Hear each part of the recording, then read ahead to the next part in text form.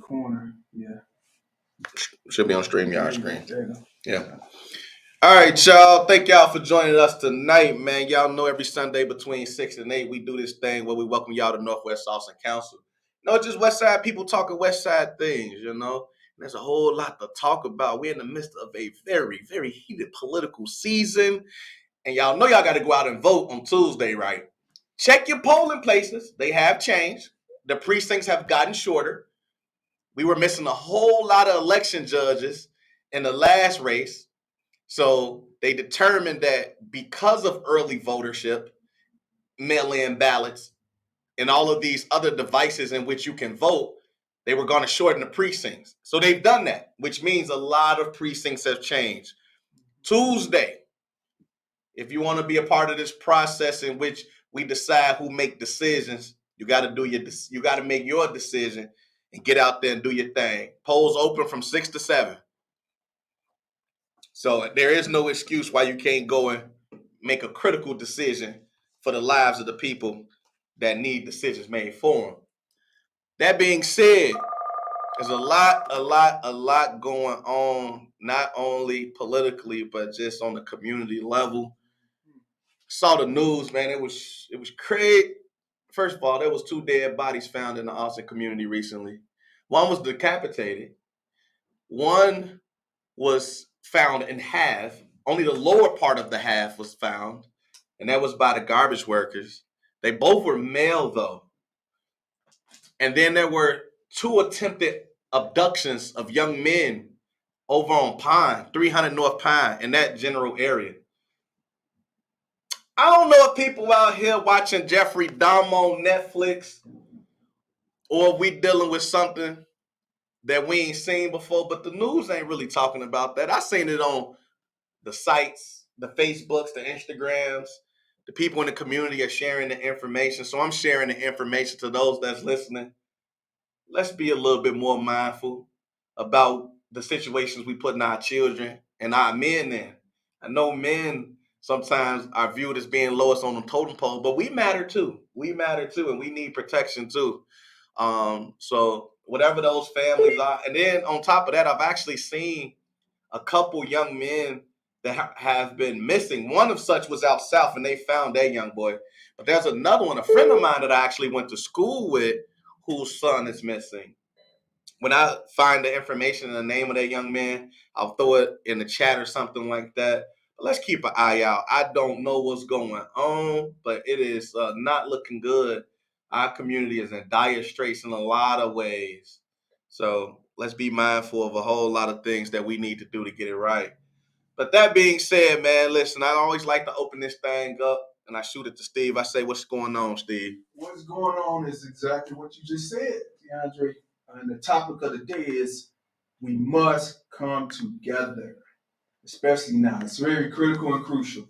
DeAndre's absolutely right. There's some crime that's been going on. There was actually a shooting in the 5600 block of Division yesterday, approximately, I don't know, it must have been before 2 o'clock. Young man was shot in the knee. The bullet went through. I think he's in stable condition, I guess.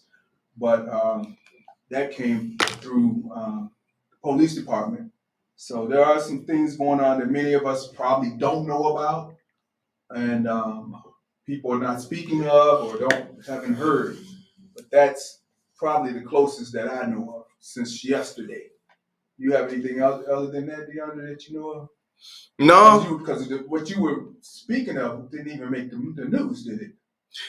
I Other don't than think. the abduction I saw on the news. Yeah. I don't think these bodies made the news though. Where was that at? In what part of Austin? It was actually behind MK Cleaners on Washington. That's where the half a body was located. The guys that were the garbage delivery guys that were picking up the trash noticed the body was missing and they couldn't find the other half of the body. But they know that the bottom half is what they were able to retrieve, and that is of a male. And then it's the decapitated one. That was just some news that I saw go across the Facebook news site. So this was off of that was in the Austin community as well, though. Okay. Yeah, off Washington and one of the L streets. So 5,000 something or other. So uh just and terrible and just terrible in general.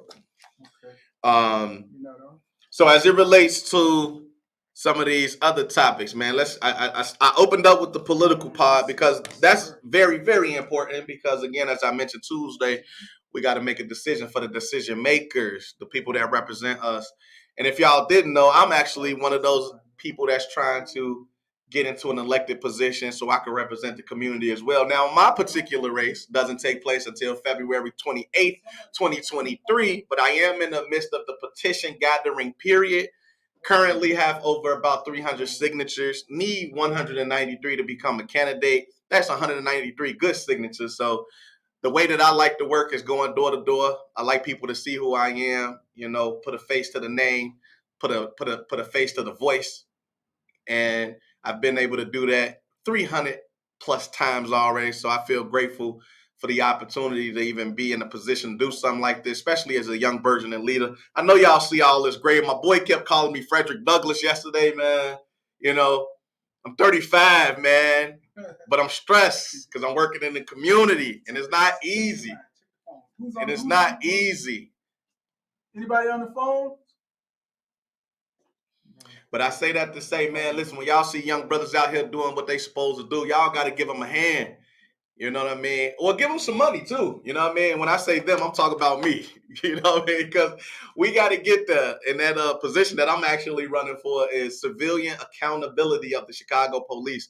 So that's a newly created position in which civilians like myself are going to be able to have conversations with community members as it relates to unfair treatment towards the community at the expense of the Chicago police. So we talking unarmed shootings, we talking any type of mistreatment. You're gonna have a young brother and myself that can bring the community together, have those conversations, what we need to do, what we should be doing, use that to inform a higher commission that was also created last year. And then hopefully we put some things in legislation because we know policy governs life. Put some things in legislation that make it happen. Now, who we got on the phone? Cora. All right, we got you. You locked in. We hear you, Mama Cora. How you doing today? I'm good. How are you? We solid. Douglas? Yeah. That way they call me a young Fred Douglass. But yeah, we got decisions to make Tuesday. Now again, I ain't in this particular race, but I'm gonna be in the next one. So I'm gonna be looking forward to y'all voting for DeAndre. And if you ain't in my district, you could tell somebody that's my district, which is the 15th. Vote for DeAndre. I ain't got nothing clever to say about it other than my last name is Rudis, so I say root for Rudis, man. Root for Rudis. You know what I mean? Celebrate your young people that want to do good in the world and help them out. Root for Rudis. Root for Rudis. For real. So we kind of in this whole political vibe right now. And as DeAndre said, we got to get out. We got to get out this midterm and make sure everybody that needs to be in, get in. So if you haven't already early voted, definitely come out this Tuesday. We really need people to be there.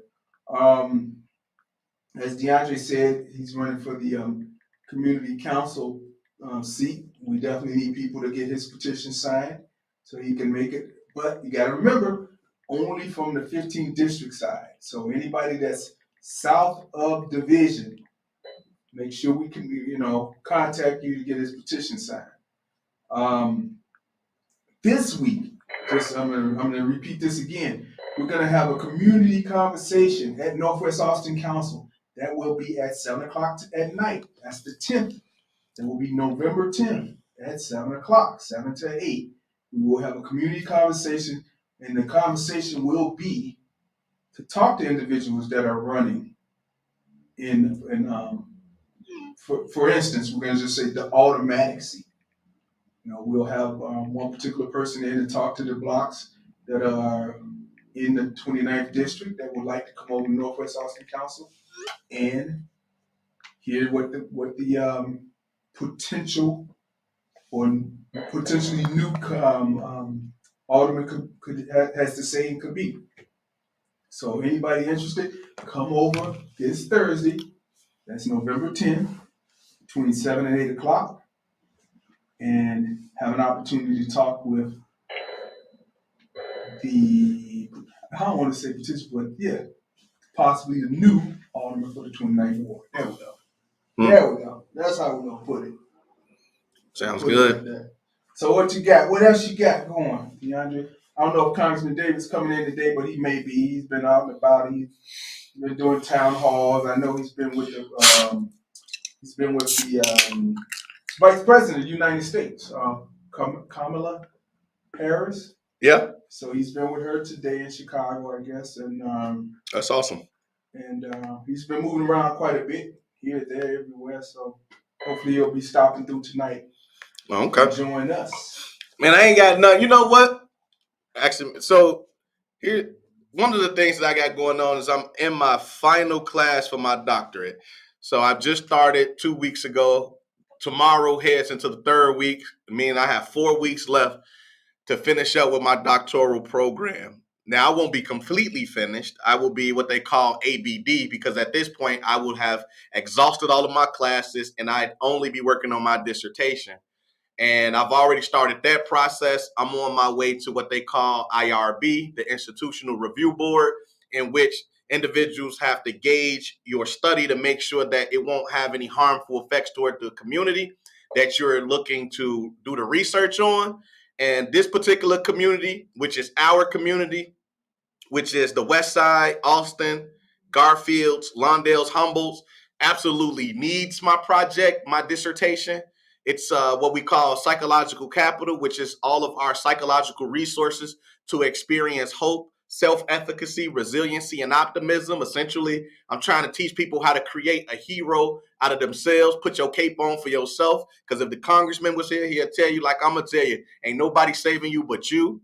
And so if you want to increase your understanding of the world around you, you got to be a part of this training program. But the only thing is you got to work for a nonprofit that's on the West Side, as I mentioned, in those community areas, and you have to be an individual that live on the West Side in those community areas that I mentioned. So that's Austin, Lawndale, Garfield, and Humboldt. And you got to be between 17 and 65. You could be greater than 65, but that's going to have to come after I finish the dissertation.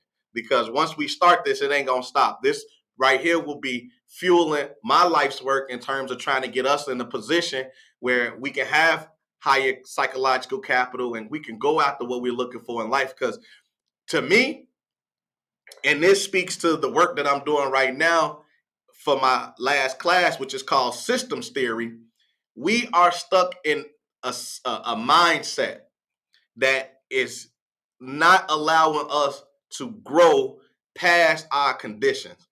I don't know who told us that we were goldfish stuck in a bowl, but that's not true. And we act like it. We act like we're goldfish stuck in a goldfish bowl when the world is our oyster and we really could be a goldfish in the ocean. Although we won't survive, but I mean, adapt to the environment. You put anybody in an environment, they can adapt to it.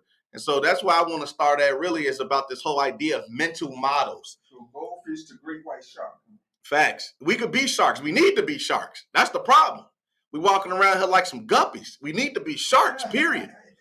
And the one thing, and the one thing about sharks is you're going to see a pool of them. You're going to see many sharks swimming together. We need to be big sharks, big fish. And that's the biggest issue. And that goes to, again, our mental model, this restraint that we put on our own lives because we believe that this is what we are supposed to be. This is the only thing that we can attain in life. And that's just not true. A mental model is a philosophy of life or how you see life. And once it's validated for you, you believe that it to be true. One of the things I was telling Steve is that I wrote a paper the past weekend about my mental model. And that said that politicians can't be trusted. And I told him I was informed that politicians can't be trusted because when I was growing up, that's what my parents were saying. And elders around me continued to talk about the fact that you can't trust politicians. And then when I got into the field and I became political myself, they validated that. Because you can't trust a whole lot of these people that say they want to be leaders of you. You know, all skin folk ain't kinfolk. I ain't learned that until I got in politics. And I learned exactly what that meant when I tried to run, and some brothers and sisters that look like me wanted to keep me in the same position. They don't want me out here talking about how I'm going to improve the situation for our community or allow me to utilize all this intelligence that I acquired going to school for 20 years because they want to keep us in the same position for people that don't look like us. I ain't doing nothing but talking. Go ahead, Steve. We gotta grow, but we gotta grow together. That's the key. We have to figure out how to grow together. And if it just means one person reaching out to another person in their community, on their block, and supporting them, and you ain't got to support them a whole lot. Just maybe by exchanging phone numbers. At least you know if you got to call this person and let them know their house is on fire, you can call them. But we gotta come together. One of the things I wanted to talk about, speaking of coming together, St. Martin de Porres, which is off of what is that? Leamington and Washington, right near Washington and Laramie. They had today what's known as a unity mass, and in this unity mass, this is the craziest thing about the Black Archdiocese over the last 50 years. Just think about this. St. Martin de Porres has combined 5 churches in the last 50 years. St. Angela, Resurrection, HOC, Our Lady Help a Christian, which was over there by, I think that's what, Ohio, Iowa and Leamington. Yeah, it used to be, or still the buildings there. And of course, St. Martin de Porres, and now St. Agatha's is joining with them. So that's 5 churches right there in one. Now, believe this, St. Agatha's, I just found out today, they had joined out over 7 churches some years ago. So I don't know what's going on with the Black Archdiocese. They seem to be shrinking and collapsing, but I don't see that a lot. Wait a minute, let me back that up, because I did hear that St. Catherine's is on Washington and Austin. They were thinking about closing, which is. I can't hear you, Steve. Oh. I can't hear you. Okay, is that better? Can you hear me, Ella? Ella? No, can anybody else hear me? Yeah, I can hear you. You can? I can't hear you. Maybe you try your sound, Ella, because everybody else said it don't coming in clear.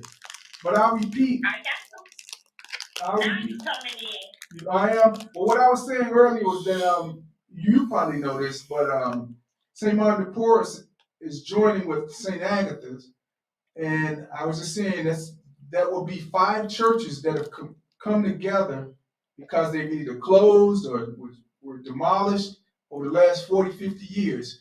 And I said that St. Agatha is joined with St. Martin de Porres. Those are 2. Our Lady Help a Christian joined with them. St. Angela joined with them. And, Resurrection. That was the 5th. But the crazy part about that is St. Agatha actually had joined with 7 churches. And 2 of those were churches I went to also. So I don't know what's going on. It's a big thing that with the Black Archdiocese or in Black communities, but it does show the shift. It's showing a different kind of shift because you got to think about it, most of these churches were predominantly white 40, 50 years ago. 50 years ago, I'd say definitely predominantly white. So they still kind of maintain and sustain for about 20 years, 25 years or more. Then they started shrinking and combining. Now, you would think that the churches was the Black, well, I'm not going to say Black Catholic church, but the churches that are in the community that used to be white, then became Black, and now you have a lot more Hispanics. You think those churches would start to fill up again. But that's not what's going on. They're shrinking more and more. Any comments, Ella? Well, I think, it's not only the churches on the west side, but St. Catherine, St. Lucy, St. Edmunds, and Ascension and St. Giles, they're combining. Yeah. St. Lucy is going to St. Giles, and St. Edmunds is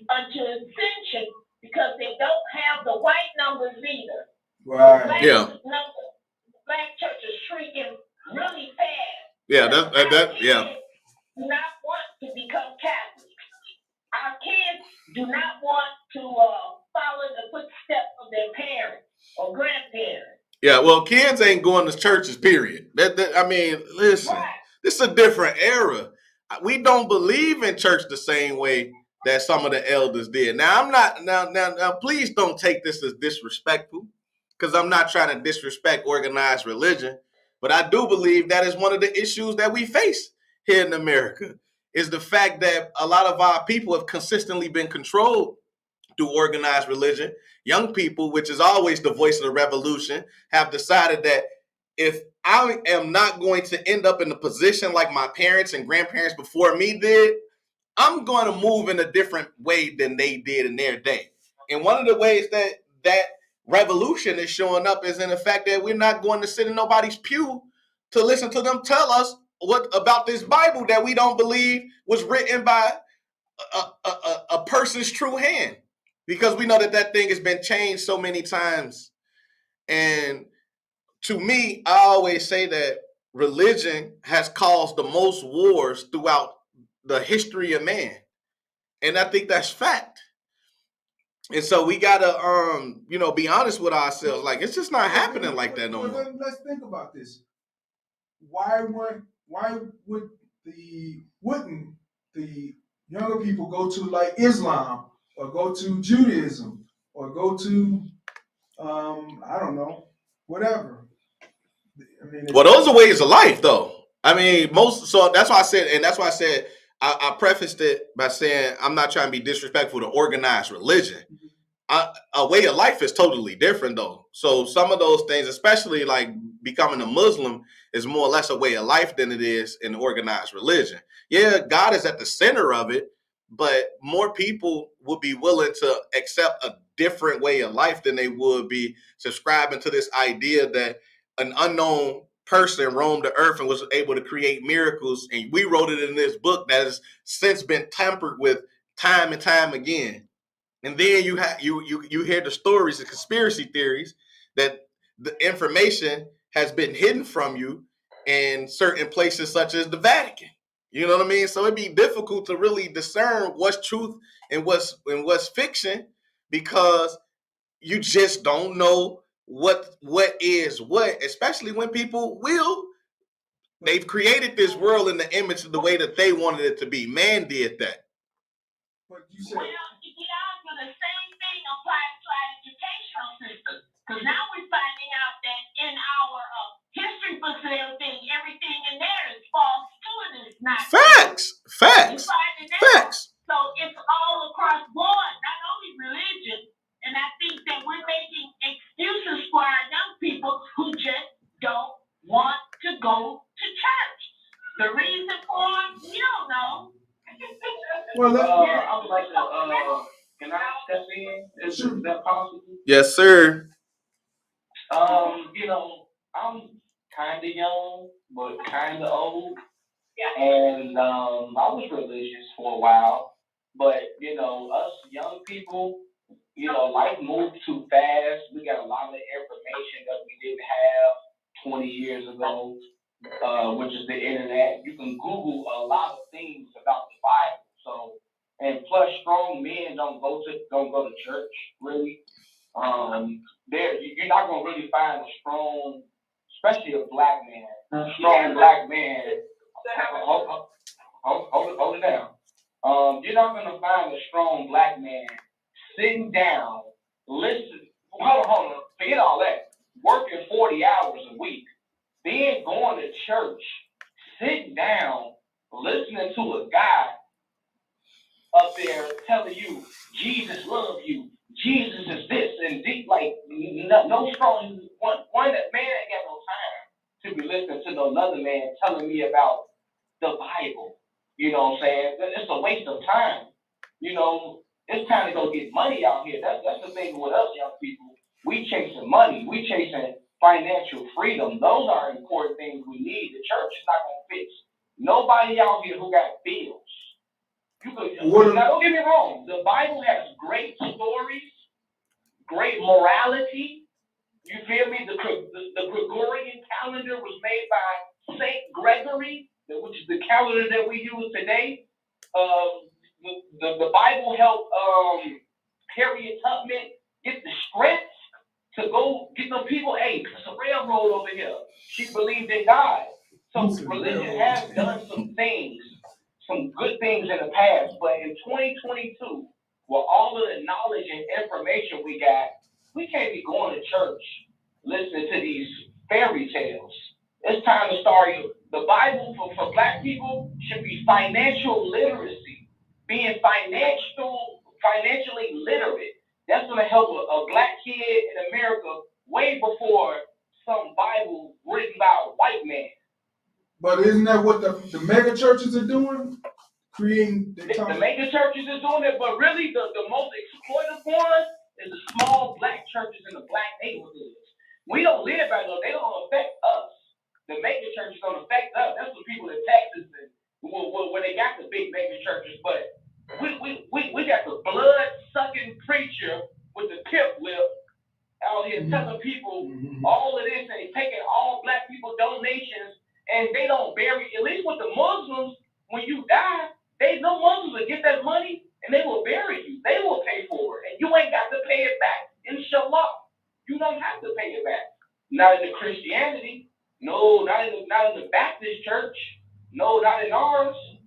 You know what? You said something about the strong Black men, but I think you forgot that it was the head of the household that brought the women to church. The women didn't just. Oh yeah.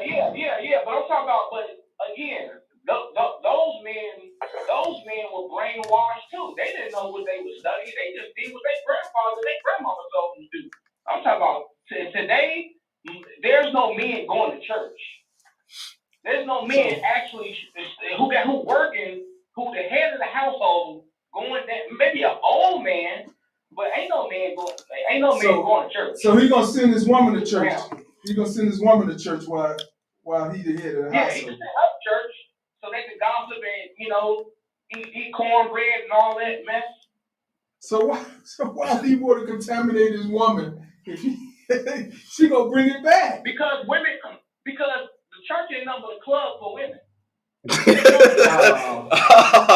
Oh man. No. Well, listen. Now listen. Don't generalize like that. You have and I'm older than you. Okay, so let me just say, my husband is a very strong Black man, and me and him been studying for 25 years together, and that's what keeps our marriage together. You might not believe in your religion. Everybody has their own thing. I'm in a non-denominational. Been in my church since I was 14.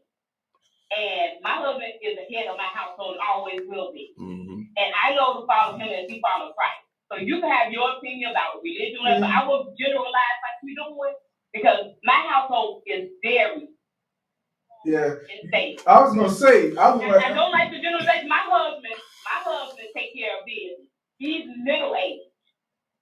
Right. You can't generalize like that. Everybody. No, he's not. He's old.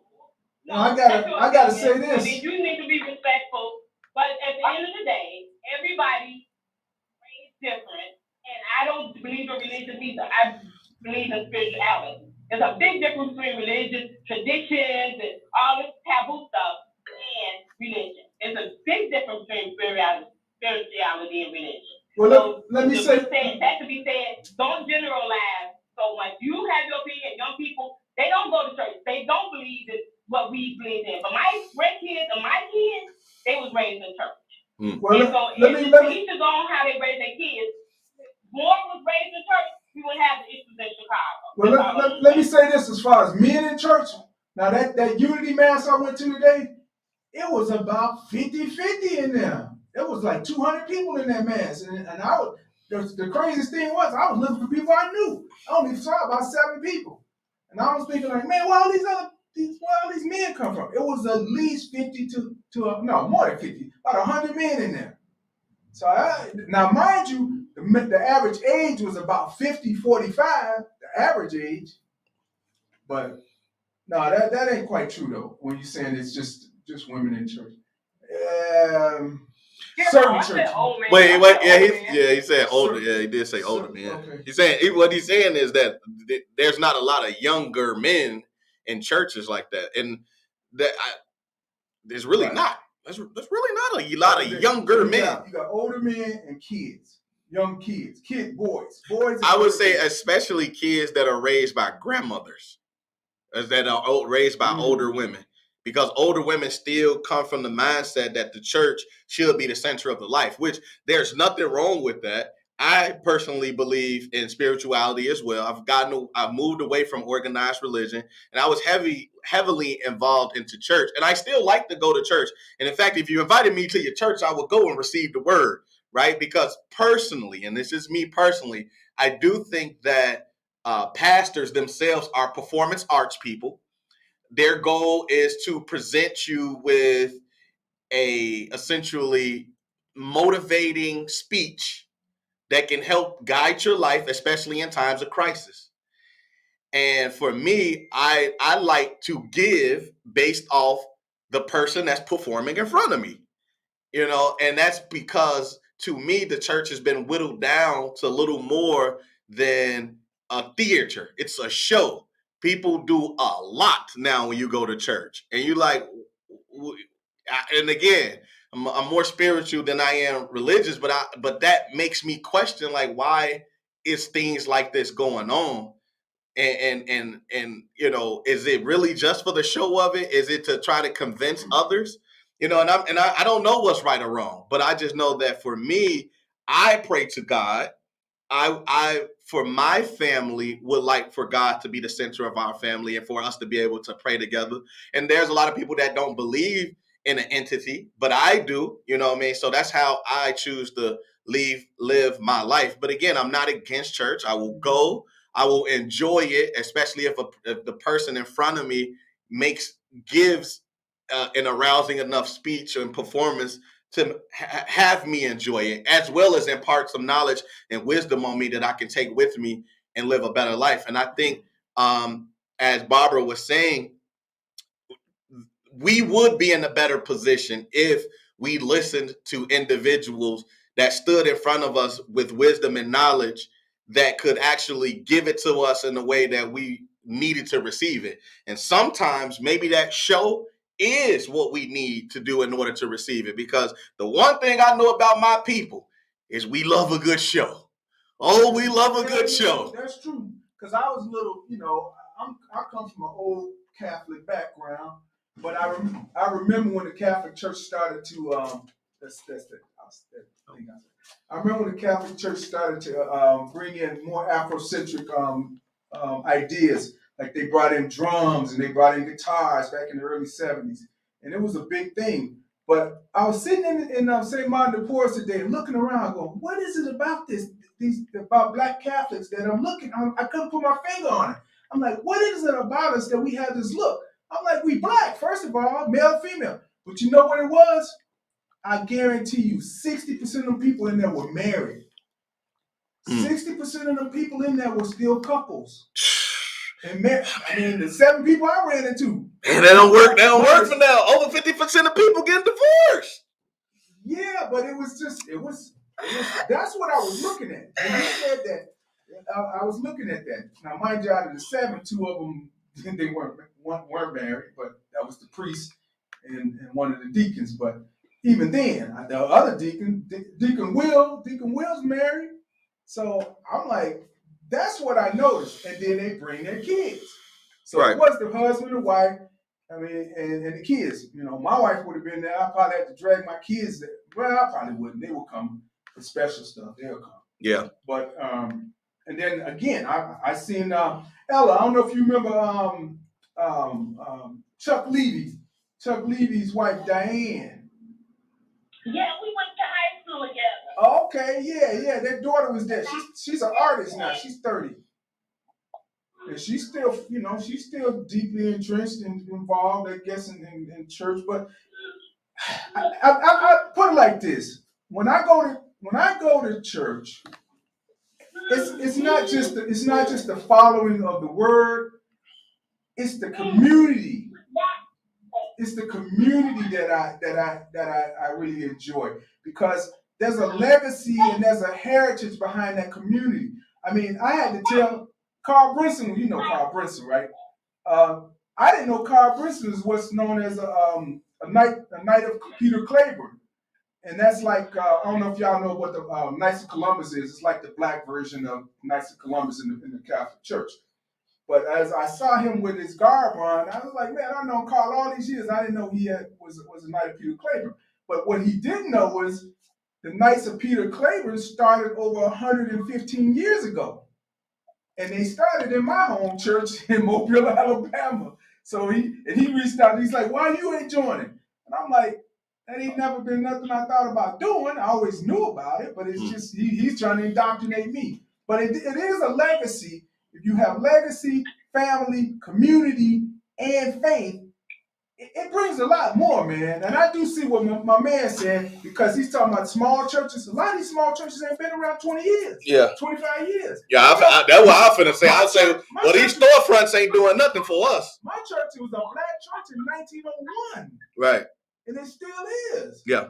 And it's created a legacy of things that's carried out throughout the whole country, you know? Mm-hmm. I see what he's saying, but if you have legacy, family, community, and faith, it's one more I'm forgetting. It's a fifth one. It's kind of hard to say it ain't happening the way you want it to happen, you know? But it ain't, though. Our communities are doing no better because we got a bunch of churches in them. Period. But like Feisty said, church is a business. People need something to believe in, especially right now. And it's a great meeting place. But what if you believe in family? What if you believe in a legacy? I believe in all those things. Believe in community. I believe in all of those things. And then put faith in front of it all. Right. But we don't have to be a church to have faith. In fact, I don't believe that a covenant, which is in the Bible, right? People want you to go into a church to experience the covenant of God. The covenant is the people.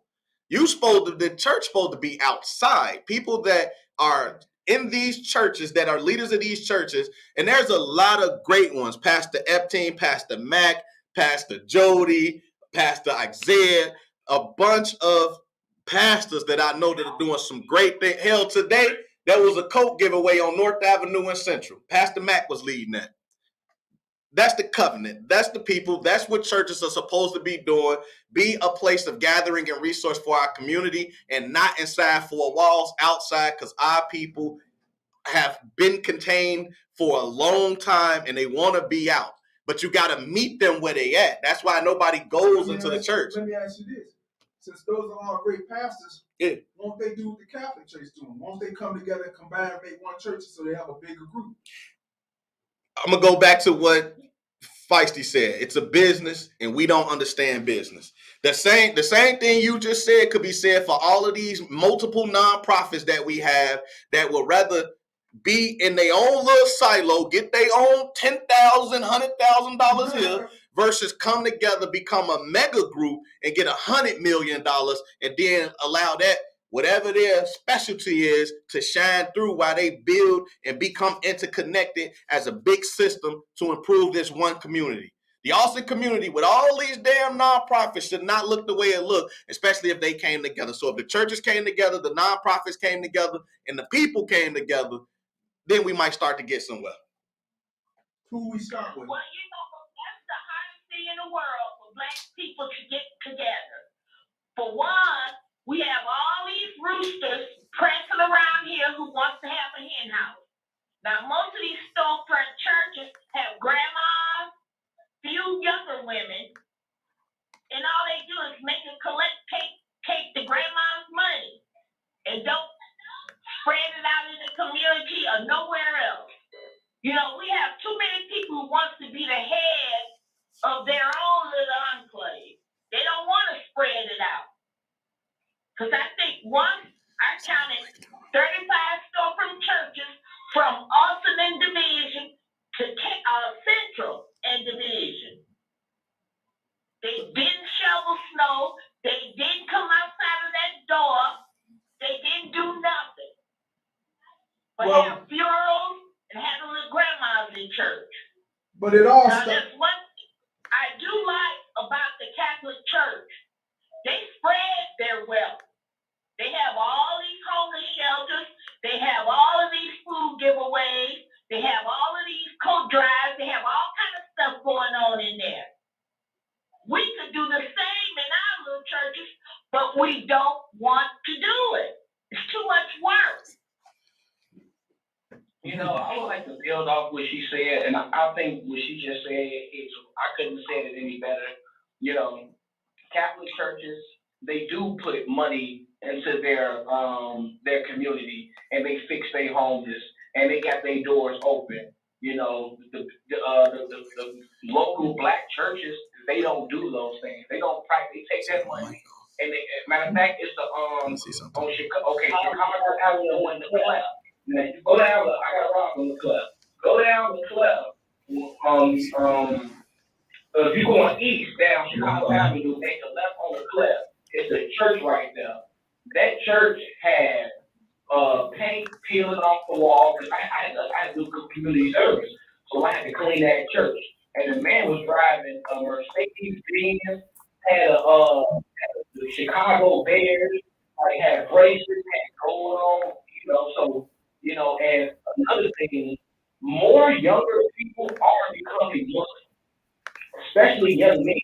And if you know anything about some of these gangs in Chicago, like the Black Peace Girls or people, you know, vice lords, they do practice the Muslim culture. And when people do go to jail, they become Muslim.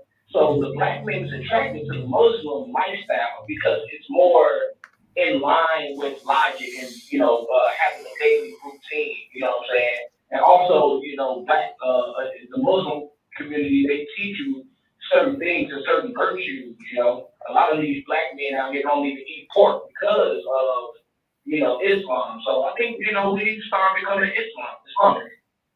Inshallah. Well, I don't. That's good, but you know, I'm gonna eat my pork. You know, See, I need. Oh, pork, it ain't what goes in your body that defiles your soul. It's what's in your heart. See, when I eat pork, it come out. But if I put hatred and all this other biases, infidelity, and all that other stuff in my soul, that stays there. So I'm willing to let it go. Now, scientifically, ma'am, that's not true. Scientifically, the more you eat that pork, if somebody else might have lived a long time, but, you know, most people, Americans die of heart disease. So when you know, God forbid, you hold that heart one day, think about that pork sandwich. Think about all that pork. When you keep eating that pork, and it goes through your bowels, that blood stream blocks the supravena cava. It's a part in your heart, and you get plaque. You get plaque in your heart from eating that pork. Beef is the worst food a person can eat because it takes days for that beef to come out of your system. So, you know, meat by itself can cause the same problems as pork, any other kind of meat, fried chicken, fried fish, anything can cause the same problems. So I'm not running with that. But you know what? You know what's? You know what? Say, I like my pork chop with some ham on top and some bacon under that. You know what I was going to tell you. But if you look at Christianity or Catholicism and Judaism, and Islam, they both came out of Judaism. And in the Jewish religion, I don't think they eat pork either. They don't eat pork. Do they eat pork? No. It's something with a 3-hoof animal or something like that. Kosher. They eat kosher, Steve. They don't eat pork. Right. So there's some truth to it because, like I said, Islam came out of Judaism and Catholic Christianity also. I do want to circle the wagon though, because I know we can talk about food, which is killing us, until we figure out the reason why we need to stop eating it. But I do want to go back to the uniting part. Mm-hmm. The question was posed. One of the comments was said that we can't get together, we can't work together, and I'm just paraphrasing at this point. But let's get to that though. Why not? Why not? Why when what? No, that's a very rhetorical question because the why is in the construction of society. We understand that as it relates to a paradigm, the way our mental makeup is, it is this way because we were pit against one another when we were slaves. 400 years of programming, 250 years of programming, plus other systems that were in place after that will create what you see now. That's called a paradigm. Our mental makeup has been constructed purposely. This is a paradigm we live in. The question is when it's time to create a paradigm shift, all you have to do is change the processes by which you currently undertake so that you will be acting differently than you currently are. Why is it so difficult for Black people to change that one simple process such that you help me and I help you? I got a job opportunity. I can help you with it. You know people that can further my career, so you put me in touch with them. You got a business, I'll shop with you, but you give me good customer service. Why is that so difficult? And at what point do we figure out what one entity, going back to Steve's question, how do we start? Which one of us is going to decide to lay the vulnerabilities on the table and come together in the name of the greater good? And I know there's a lot of groups that claim they do it, but they don't do it. So that's where we at. Let's talk about that. Well, let's go back again. When I said, do you believe in community? Do you believe in family? Do you believe in a legacy? Okay, you got to have a family to have a legacy, and a community can bring a legacy. But what's the simplest thing? Community. Family comes before community. God, family, money. Or God, family, community. Depending on how you want to rock it. We all from the South. Those are three tenets. I pull faith back because I wanted to see. Right now, it sounds like faith ain't putting us anywhere. Well, that depends on, again, I think that's more or less the position of the person, that how they view it. You know what I mean? And spirituality is faith. It's just a different type of practice. It's not organized. It doesn't have the conventional individual but organization unto oneself is okay so long as that you utilize that faith to have principles, morals, and values that don't infringe on another person. That's the problem. Because what about having those same values that coalesce with other people? If yours are the same as mine, and theirs the same as mine, how come we can't just bring them all together? And that goes back to what we said earlier. Why don't these small churches just come together and make a big church?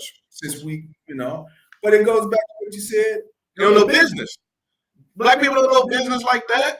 We fake with the business. And again, we talking about vulnerability. You gotta be vulnerable enough to understand that you don't understand something. You don't know what you don't know until you learn that you don't know it. That's the way the world works, and it'll never change from that.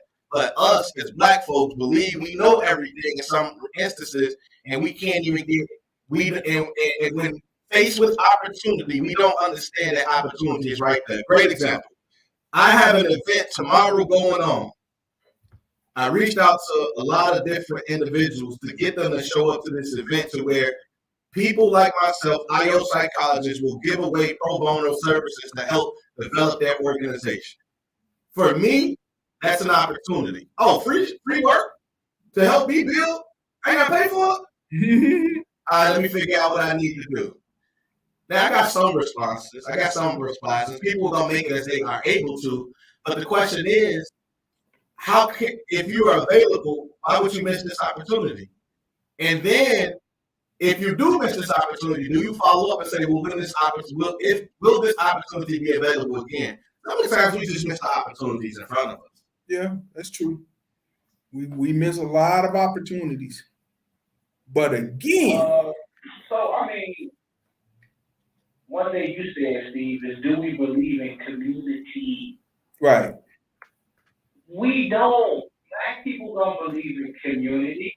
We just don't. So how do we get? That's just not how our great program.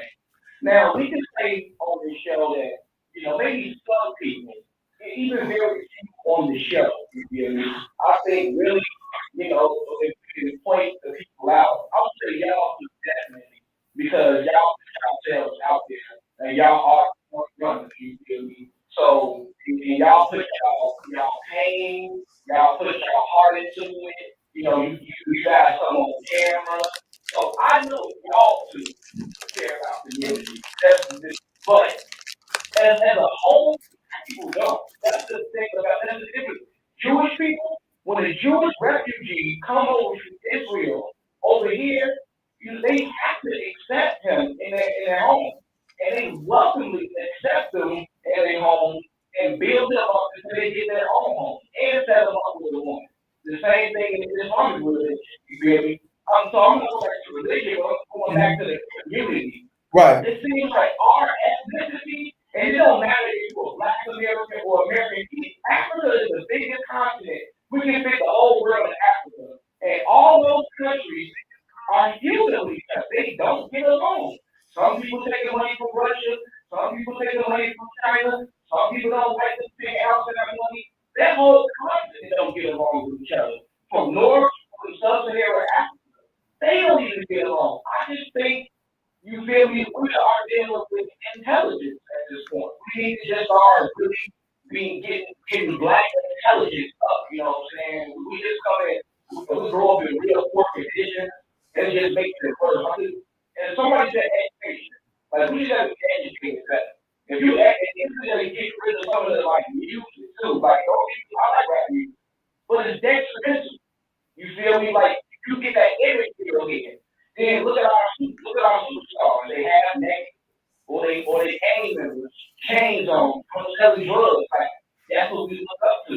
The Jewish man ain't gonna let us do that. Muslim man ain't gonna let us do it. You're gonna be a doctor, or you're gonna be this. So it's our ethic.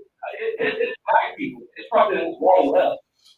Well, as I mentioned, part of the paradigm, the mental model, the makeup, as it relates to education, this is what was given to us. This is the show that's been placed in front of us, which we think is true. So part of it does concern convincing ourselves once again that community is most important. What we do know is that there was a time in American history where the Black family was the tightest family. We had the best family structure. And when we did that, we also had places across this country, various places, they were also economically empowered and politically empowered, and we were able to make decisions for ourselves that enhanced that time and time again. And the thing that happened with that is that, I would say any period from 1920 to 1970. That was the period in which the Black family flourished, because 1920 is post-slavery. So we had to get to look. That was prior to integration, right? We couldn't live with them. So what did we have? We had to depend on one another. So if you know how to make stock, if I knew how to grow vegetables, if you were the doctor, we had to work together and we had to figure it out together. When they saw that we were figuring it out together, oh no, we got to bomb them. We got to tear down all of their villages. They did that on American soil, right? So we know that terrorism always happened to us whenever we showed the capacity to do something. And now we're scared. Nobody wants to stand up to be the quote unquote Negro leader no more, because everybody that did that, they either got poisoned or they got shot.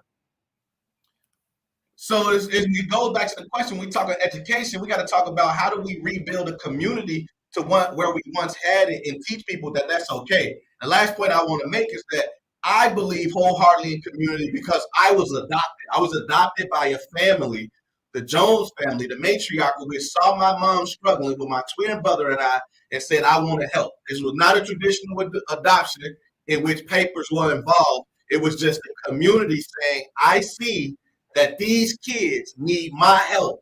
And I would not be who I am right now if it wasn't for Annie Jones. And I always say that, and I will forever say that. Because that's community. We help one another when we need the help, and we don't ask for nothing in return. When we figure that part out, and I can only speak to that because that's where I come from. And anybody that know my story know I always gonna say it the same. So I can only speak to where I come from, and I know that I wouldn't be who I am without community. That's why I'm so passionate about community. I think it all starts with trust. You have to trust something. You have to trust somebody, something, some God, some belief, or something. You got to start with a trust. That's the bottom line. I mean, when you're in a family, what do kids do?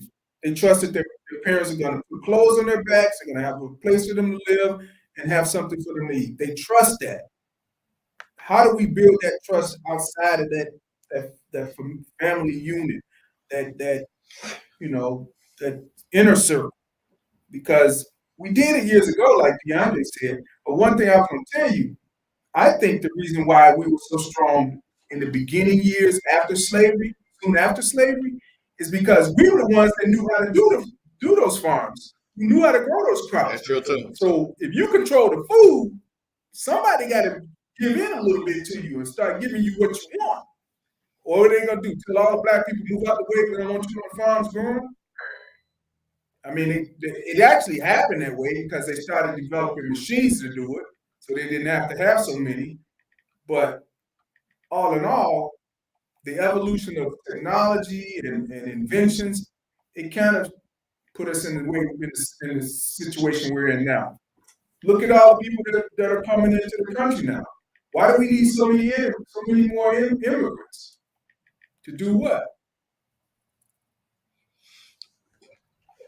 Well, we need so many immigrants. Yeah, why do we need all these new people coming in? We obviously bringing them in because we need them, right? No, we don't need. We don't need to. We got so many people here. So why are we bringing them in? I don't know. Free labor. See, that's why they brought us here. I don't know. That's what I'm trying to tell you. It ain't never changed. Nah, ain't gonna be no free labor because they gonna house. They getting resources, so that ain't free. They definitely getting resources. So you know what? We didn't get resources. We got scraps. You know, this is the other part we got to really think about. Why did slavery really end? You think it really was because one president said, I really love these people and we need to make a way for them so that things are equitable? No, it's taxes. Everybody knows that. They wanted their cut. It was money. They didn't get their cut off the black people doing the stuff for free. They wanted their cut. And the other thing I know, what kind of brought it to a head, whether it was the Civil War, technology started to come into place. They had steam engines. They started building machines that could take the place of what man could do. And They were like, so, okay, guess what? We don't get our cut of money. We can't get these people to do it for us. We'll build machines and make these machines do it. And they saw technology coming like that. Right. We don't need horses. We got a horseless carriage. It's called a car. Right. We don't need people plowing fields. We got tractors. So all of this stuff was coming into play, and I guess Lincoln must have had somebody advising them. Hey, they ain't gonna need them in a little bit, so you better get some money. You better get some money from the South because they ain't paying their cut, and ain't nobody gonna need them. Yeah. But it's an evolutionary thing. Somebody was talking about bullies. So there's always more people than the bullies. So the comments that I've been putting up from face biters basically alludes to the fact that there's more people in the world than the richest people in the world, which is what we call the 1%. Right. You know what I mean? But the people don't realize that, the have-not, so to speak, will always try to fight with one another to become a part of the 1%, than they would rather join the 99 and see that they can dominate. Yeah. So it's always game. Other thing is, it was kind of interesting that you said that people don't go to church and they don't believe in the Bible like that, but they believe in the internet and Google, and you can. But really, what can you really believe in Google? It used to be a time they said, if you really want to know, read a book. Yeah. I mean. Yeah, but things have been translated. Back when I was in school, there was a thing, you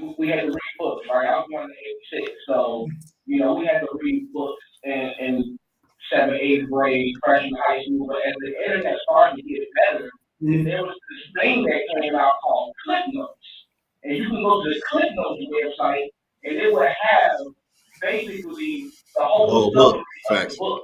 Right. And like questions and answers. So, you know, you can read the whole Bible off the book now. If you go on Google and type in Bible, King James, and you read Genesis, first, will let there be light. If you don't believe it because it's on Google, then hey, I don't know what to say. But you can learn anything off Google. I've learned how to build all types of. I built a whole computer off Google. So Right. Google it is God right now. Well, when you said Cliff Notes, it's funny you said they introduced this thing on the internet called Cliff Notes. Cliff Notes were around way before then, trust me. People used to get them. Yeah. That was the way to get ahead of reading the whole book. And it was literally a Cliff Note. It was called a Cliff Note book. It was a little bitty thin pamphlet or whatever the book was with all the highlights in it, and they just translated it over to the internet. Man, it's everything is evolving. But one thing you said about Google, you said the Bible is on Google, so you should believe it because it's on Google, right? But then if people can put stuff on Google, how do you know which is the real thing and which is not the real thing? You know, like even Wikipedia. Wikipedia could be wrong on certain things. Yeah, well, as a researcher, I cannot look at Wikipedia. No. That is not a trusted source. Really, you find a lot of flaws. Wikipedia is a trusted source, and I will only look Wikipedia for like base information. Yeah, like definitions, man. You go to Wikipedia for definitions.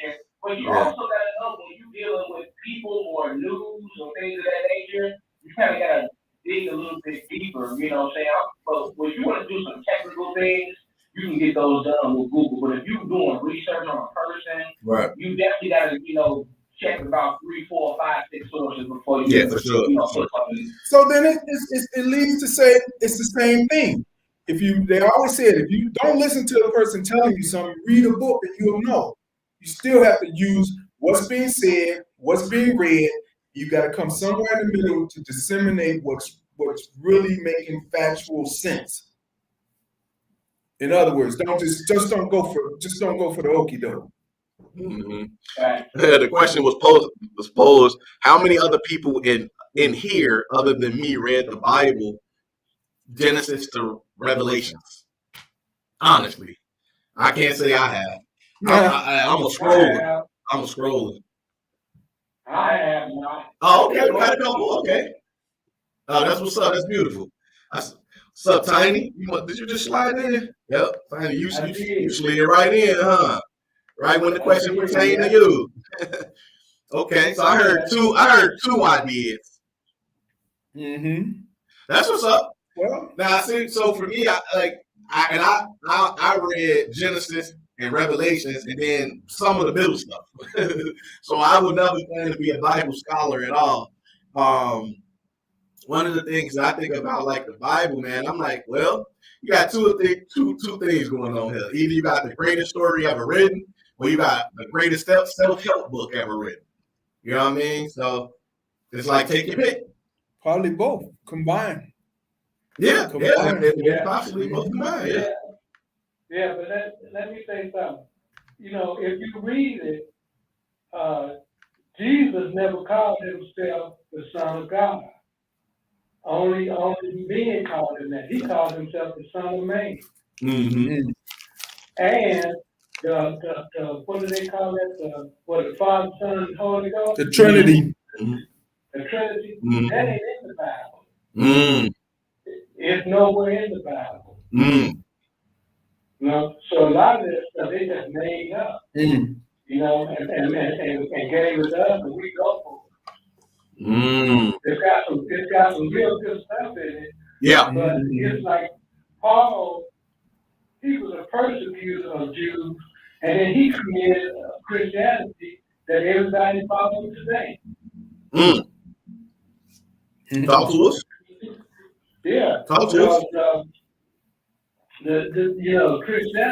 Christianity was for Jews.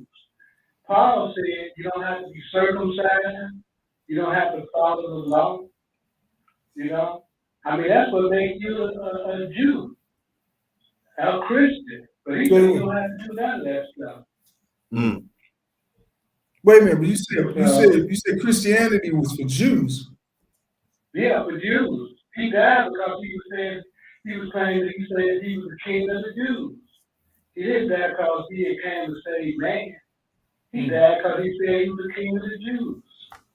And the Jews killed him. Mm. No, I thought some of the things you were saying about circumcision, that's part of Judaism, but you were saying it wasn't part of Judaism. That's why. Right, Okay. right. Right. That's why the Jews don't follow it. They're buried on the land. No, Barry not on. Barry out making calls for what's that thing, that political thing? What political thing? Where they make calls all over the country. He said, it's a side note, since you brought Barry up. Barry said he called a guy in Nevada and said, he's pushing for the Democrats. The guy said, I hate Democrats. He said, but I don't really hate you because you're doing this as it's your job. But I don't want nothing to do with him or him. He said, this is a guy in Nevada. So he said, man, outside of Illinois, things ain't looking. I said, Barry, Well, they trying to do like a final push. yeah, but what's that called? Go. Get out the vote. Get out the vote or something. Okay. Something. Yeah, something like that. Man, I hope he put that same type of energy in my race. Yeah. Take a few lands for There me. you go. Yeah, come on, man. Hey, and check this out. Not like I know everything. I'll be quiet. But the Republicans are the ones who create inflation with their greed. Mm. They create inflation and then they blame the Democrats for it. I mean, each side can blame, They don't say that. Yeah. I've never seen inflation like this before. I mean, not the prices, but I'm just saying I've never seen inflation where unemployment is down. It's not a high unemployment rate. They're looking for people to work. That's what I'm saying. Usually inflation is when there's like, unemployment is at 10%, 9%, and things are inflated. Now it's like we got inflated prices with tons of jobs. Yeah, but the jobs ain't paying. I was gonna say underwage paying jobs. Yeah, everybody wants you to make $15 for the food. But it's always been underwage jobs. Yeah. I mean, yeah, but there was a time though, even with underwage, you were able to make it happen though, particularly in the 90s. Yeah, I guess. I just seen them. But that's because the dollar amount was comparable to a living wage. Now it's like you remember what you could do for $1. That's what I'm saying. Facts. You feel me? You can't do nothing. We had penny candy still. Yeah. Right. But where's the dollar? I don't know. I think minimum wage has just been minimum wage, and every decade they try to flip it. Because when I first started working, it was $2.75. Then when I started having guys working for me at the company I work, it was $5.50. So I'm looking like, man, it's $5.50, and here it is 3 decades later. This is crazy. Then now, what is it? $12? Something like that. Yeah. I don't know. 13. I'm not saying that it's a lot of money. I'm just saying that it's already in relationship to where everybody else is. Now, I must tell you this: when they raised the minimum wage at the company I worked for, and the guys that was making that little money, like $6 or whatever, $7, they moved it up to $10. They didn't increase nobody else's salary. They didn't increase mine by exponentially like that. Right. So maybe I think it's kind of catching up. Now look, you said it's Republican greed, right? So are you trying to say like all the leaders of the big corporations that get all the money are Republicans? Yes. Oh, okay. I don't know that to be true. I'm just asking. I don't really know if because the one thing that I know that is true, that the majority of them are white.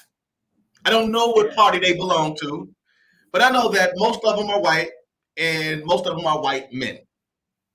Yeah. That's what I know to be true. So what I'm trying to say is that I don't believe that a certain party makes you responsible for the economic status of America, because I just think rich people help rich people. It don't matter who you is. I don't see no Democrats coming down that got millions of dollars. Nancy Pelosi, hey man, y'all need to go invest in this because my husband finna write the bill up. You know what I mean? In regard to like AMD, Nvidia, when the chips was going down and how she was able to profit off of certain investments. So I'm just saying I don't see that anybody that's rich really coming down here saying this the things that you need to be. Then the other thing is, what do you determine to be rich? $1 million, $500,000, $1 billion? I think rich is being in the 1% of the earning population of the city you in. For instance, here in Chicago, I would say the city you in. Here in Chicago, the 1%, 250,000. That's rich. One out of 4 people, mostly white people in Chicago, is a millionaire. 1 out of 4, 25%. Damn. Yeah. 25%, huh? Right, 25%. $1 million ain't nothing. Yeah, The average white guy is a millionaire. yeah, but They got people so rich now, they don't even know what to call right. them. Right. They pass trillionaires. Hey, They don't know what to call hey, Tiny, you remember in the 70s when they used to say millionaires? It literally meant, well, a millionaire meant you made more than $1 million. And to stay a millionaire, you had to have at least 10 million. Right. We never even heard of words like billionaire, trillion. We never heard anything like that. Multi-billionaire. No, we never heard of anything like that 40 years ago. It was like a millionaire. And you got to realize gas was what? 40 cents a gallon probably back then, 45 cents a gallon. Your rent was probably 150, 200 a month. But see, I want to go back and push back on the fact that I can't be mad at anybody that utilizes their intellectual capacity to figure out how to make some money, how to solve a business level issue that in turn people into consumers. Because it ain't, life is never about what you make, it's about what you keep. And we spend far too much money. We are in fact making ourselves poor. We don't have to give to rich people. We don't. Right. We don't. But we continue to do so because we're fascinated by our laziness. Yeah, no, and we lazy. We lazy as fuck. Somebody was able to make that to make me sit on my ass, so I'm gonna do that. That's what the problem is. Let's take it a step further. Look at Yeezy. He everything he got is worth. It costs more than what the average young person or anybody could afford. But he's a billionaire. Right. Well, I don't know about today. No, he under, but they knocked him down. 65% of the wealth is inherited. Okay. They didn't do nothing for it. They just got it. Well, 65%. what do we inherit? Hey, I don't know. A box of dirt. I don't know. A box of dirt. Hey, listen at this. Who knows about Novatech? Nova? Yeah, Novatech FX. No. Okay. Now that's where you invest money and you get like 3 to 5% of what you invest every week. On Friday, you get a bonus check. DeAndre, you ever heard about that one? No. I just Googled it right now. You know me. I'm using my Googles. Google. I just did. Google it. Okay. Well. Oh, okay. It's Forex. So it's a Forex. My brother is learning how to do Forex right now, so he's looking forward to, as he continues to learn it, being able to teach it not only to the community, I suppose, for a fee, of course, you know what I mean, but probably to anybody that was willing to learn. So I don't know if he know about this Novatech FX, but he definitely is learning how to do crypto and Forex trading right now. All right. So I tell you, Now, Now look, hold on before we go. So I Yeah. pulled this up. The first thing that I see under the video section it keeps saying that Novatech FX is possibly a scam. And that just come on, man. What you trying to do, man? keep on reading. What you trying to do, man? Come on, man. I thought we had a winner. Let's keep reading. Keep on reading. Well, now It ain't on the S&P, huh? I'm gonna take a look into it. I'll take a look into it. But nah, for real though, as I'm just scrolling, I didn't go anywhere. I'm just scrolling, and the first thing I see under the video section is people on YouTube saying, "Is this a scam or not?" So Yeah. And then the people who don't know, they say it's a scam. But the people who do it, they say it's great. You get money every week. And I've been dealing with it since August. Yeah. I made a lot of money. all right, that's what we like to hear. Now let's talk about this money. These people that tell me he make money are Republicans. No, these are black people and ministers. These are many. Oh yeah, it's gotta be a scam. That's what black people say. And then when you say that how much money you make, they be saying, "Oh no, you gotta pay taxes on that." You do gotta pay taxes. Money because you gotta pay taxes. Oh yeah, you do gotta pay taxes, People but don't pay no taxes. yeah, you got. White people pay taxes. Poor people pay taxes. Yeah, hey, Wesley Snipes said the same thing. They locked him clean up. They came after Lauryn Hill too. So now, but I don't disagree that certain people don't have to, do their duty. You know what I mean? Because they figured it out. But yeah, you're gonna have to pay them taxes though. But I mean, hey man, you gotta pay taxes in life in general. So make more money. But what's wrong with paying taxes? No, I didn't. Yeah, I'm not saying anything. I said, yep, you got to pay your taxes. I said, just make more money. But I want to know what you talking about in terms of money, man. How many figures you made? You made 1, 2, or 3. How many figures you made? 3 figures, 4 figures, 5? Well, Man, I won't tell you everything, but Right. you ain't got to. I paid about $4,000. Okay. And since August? Since August? And I can show you what I made. Okay. I can show you. I ain't mad at that. That's what's up. That's probably Okay. there's a lot of validity in what Tiny's saying. Because I think I told No, you I believe it. in the 90s or the early 2000s, Citibank had a 10% yield monthly money market. Mm-hmm. And I used to go in there and take $1,000 out every month. I was like, man, how they give them 10% on my money? This ain't making no sense. And then of course they stopped it. Mm-hmm. But I go in and get mine. I was like, I'm looking around like, does anybody see this? Mm-hmm. How do you get $1,000 off of 10? Mm-hmm. That was unheard of. But I might have made a couple grand. I'm so off of it. That's what's up. But it was legit. It was legit. I didn't even believe it when I was getting it. Well, I'm happy to hear it, Tiny. I'm glad you just put me on. I'm gonna do my research. I'm definitely a researcher. But if somebody that I know that I've worked with say they making money, I ain't gonna take you for a liar. That's for damn sure. Right. That's for sure. But I'm gonna look into it. I got your number, so I'm gonna call you too. Yeah, call me. I'll show you what I'm talking about. Oh yeah, I definitely am. I need some money, man. I'm gonna be graduating soon. Shit, I got a lot of bills to pay. Okay. Right. So in June, I'll be making $1,000 a week. That sound good. That sound good. Okay. That sound real good.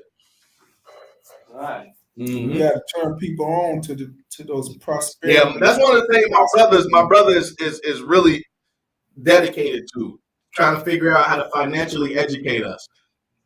Speaking to that, and that goes back to the education piece that was brought up.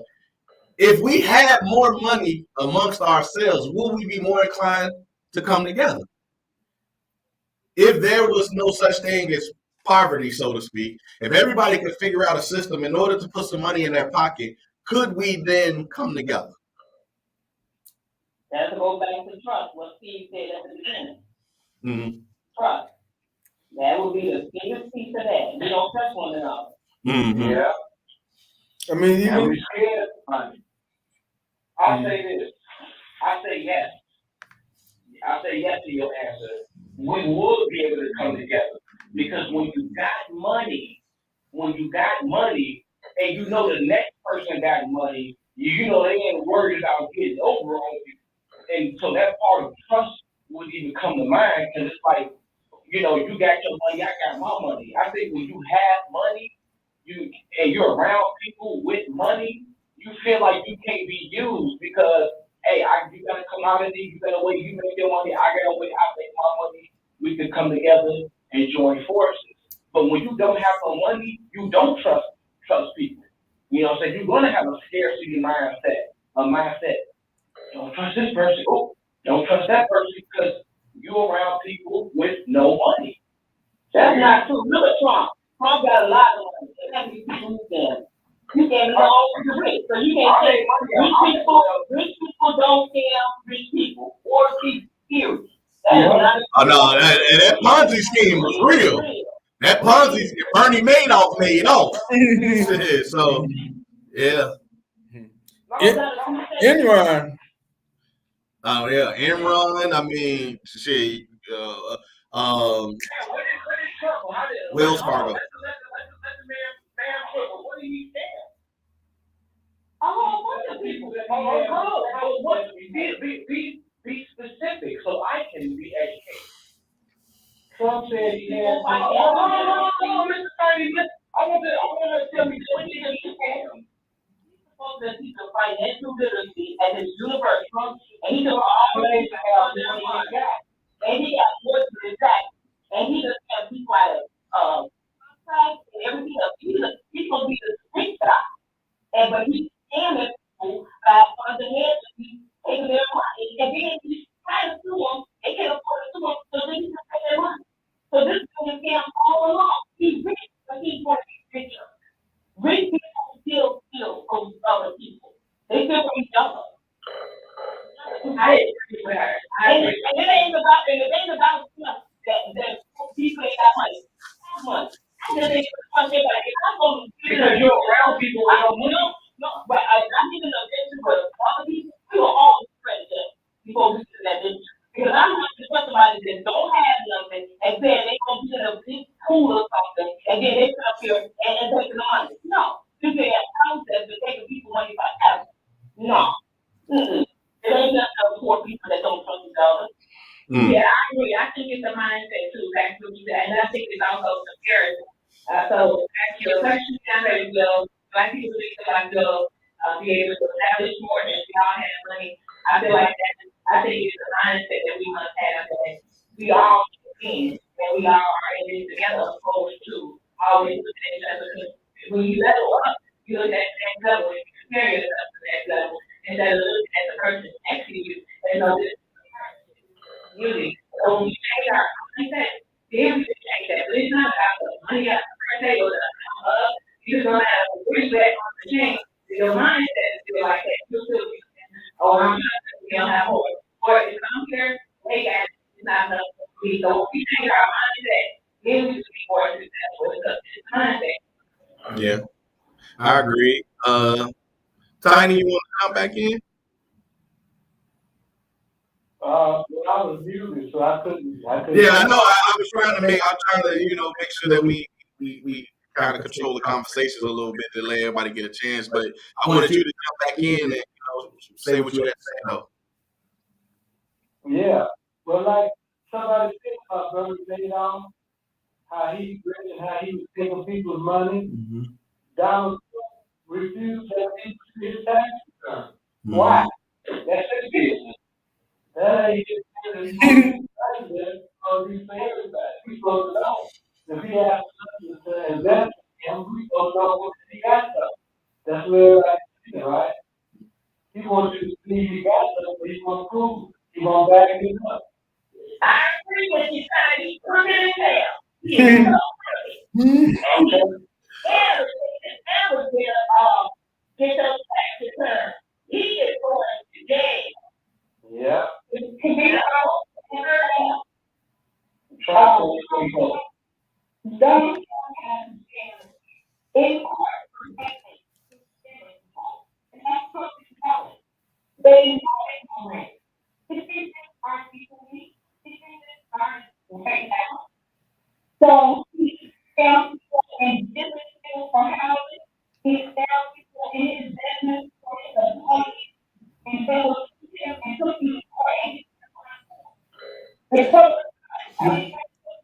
You're fading out, Tamika. You're fading.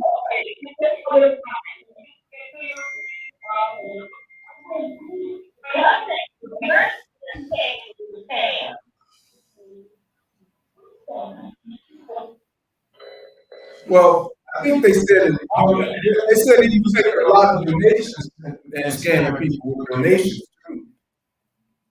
Oh, yeah, they got to put in for donations. They take their money, this money back to the but it's for the DOP, and they give it to the corporation and all the profits their money. See, this is the problem with our community. You know, we have people who like to use people of things without really having no foundation or really having any proof. And I'm pretty sure most of the people who's invited, you don't have you don't have an LLC, you don't have a business. Oh, sister, same place, alone. Now, you don't have a profitable LLC. You don't play in the stock market at all.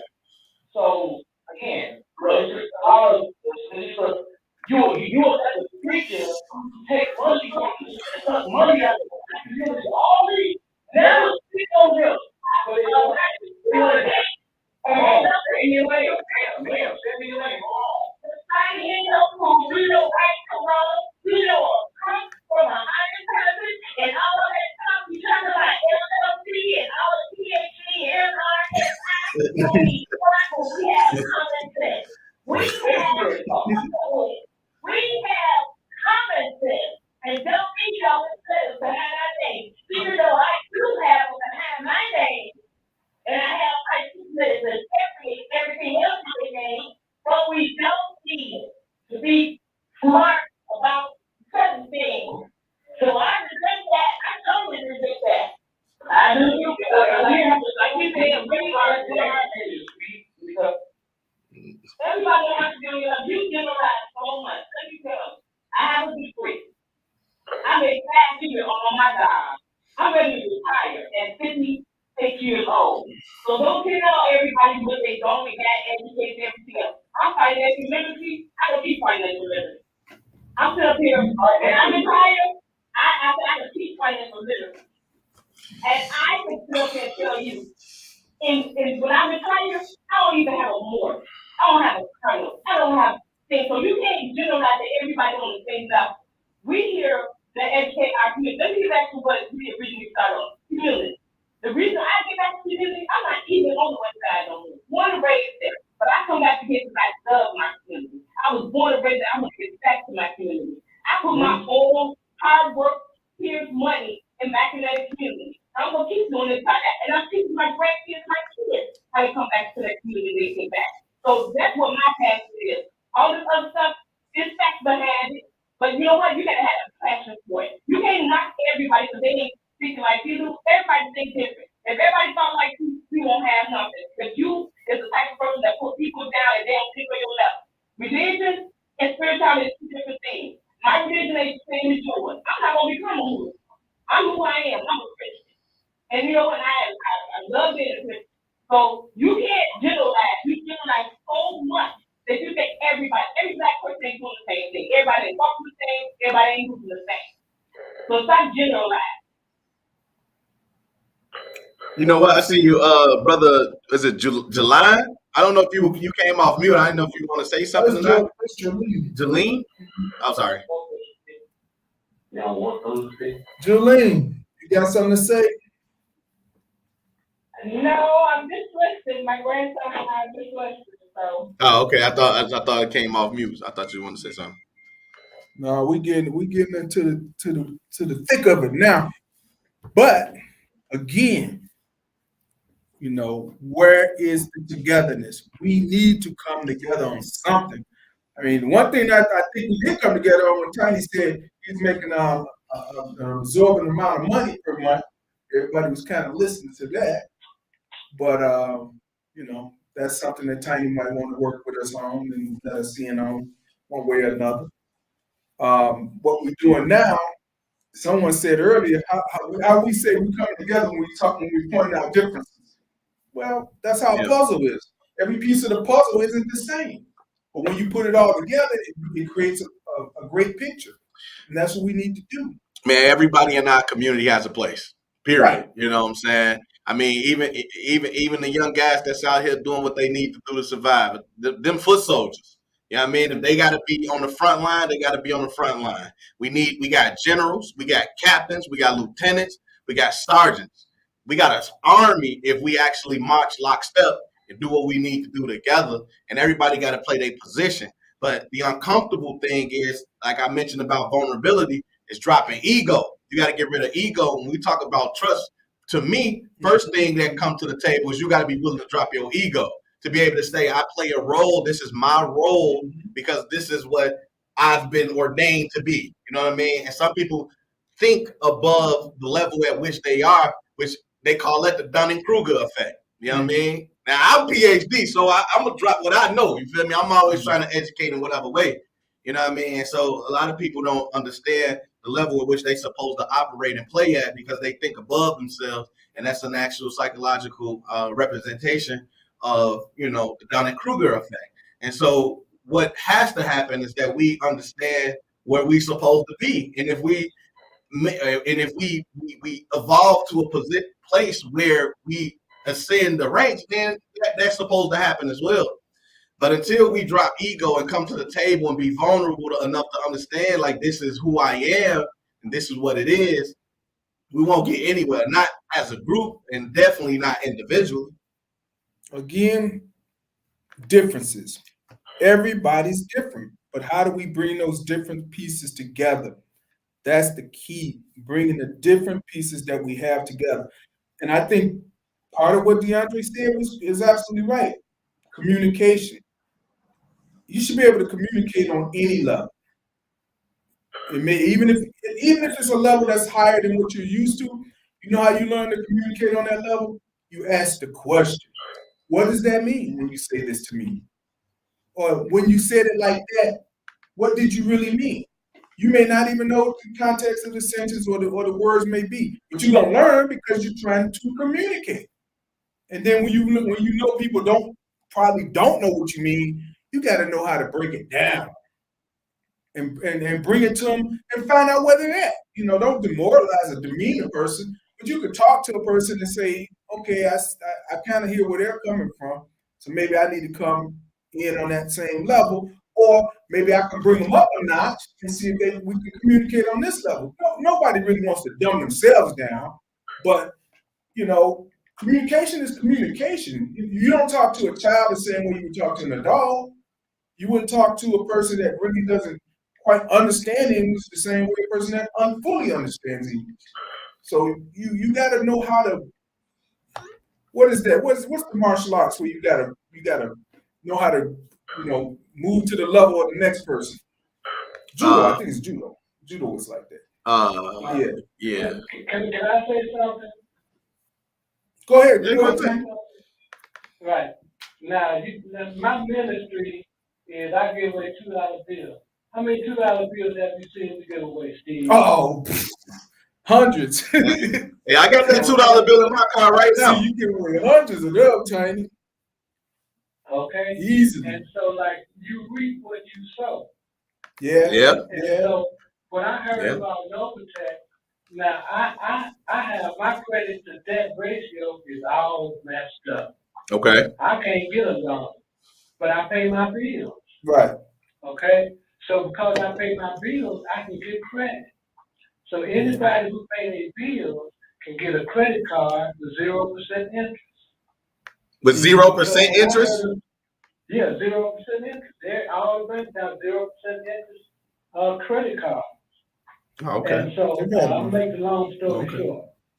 I couldn't get a loan because I heard about Novotech, and I said they were telling me how much money you could make, and I said, well, how much do you have to get $1,000 a week? They say $30,000. For every $3,000, you get $100 every week. And so I said, well, I'm an old man now. I ain't got a lot of time. I need to get $1,000 a week. Mm-hmm. So what I did, and down there when I look at it, I tell you the different little things. but I invested $12,000 in August. Okay. Now I have $17,000. Okay. Okay, $13,000 more, I'll get $1,000 a week.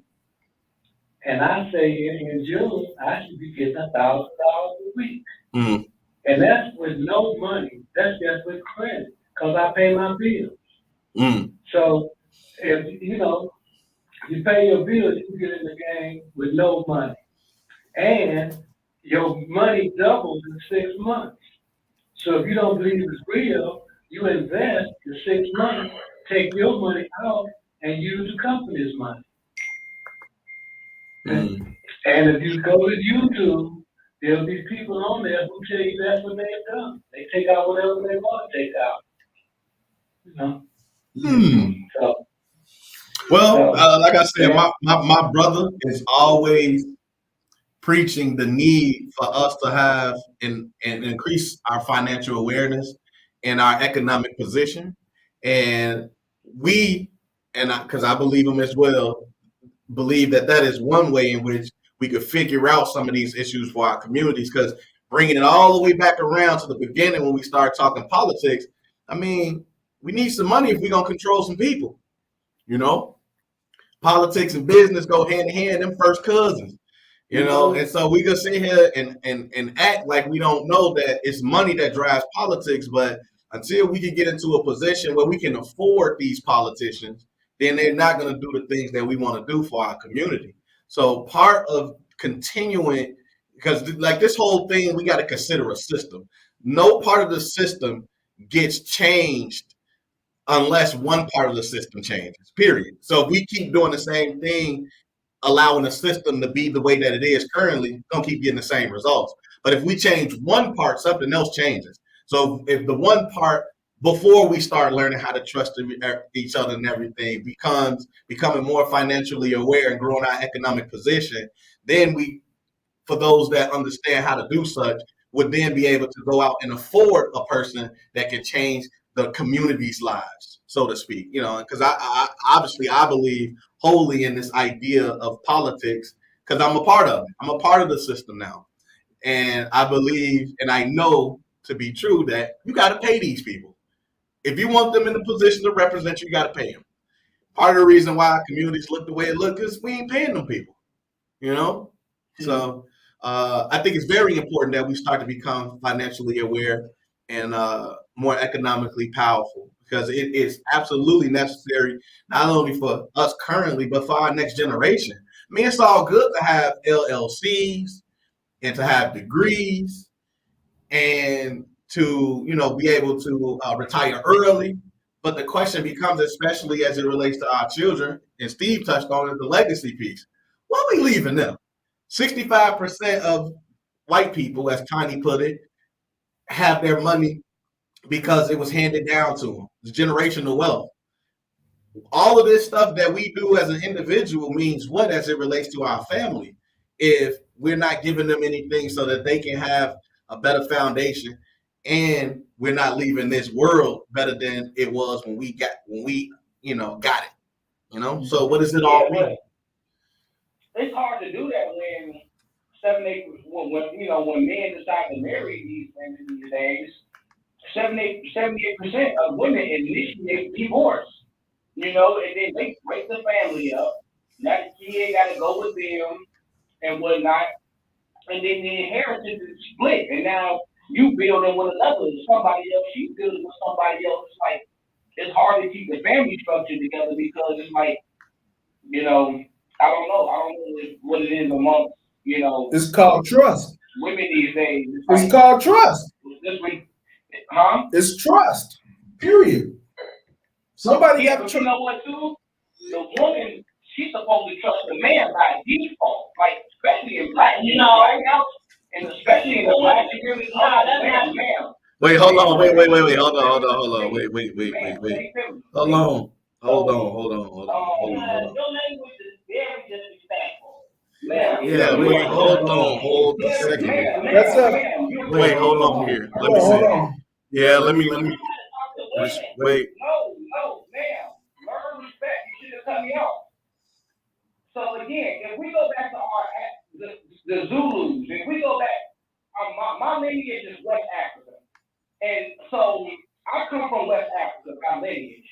And if you look at my people in Nigeria, the women obeys the man. The structure there, like they keep that. They never divorce in that country.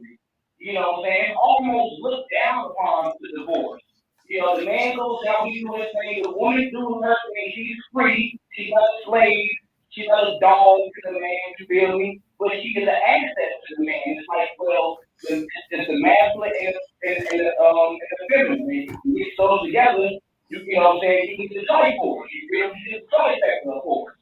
And the bonds in Africa with men and women are stronger than in America. You feel me? And I think it's really good. And you know why? You know why? Because they broke.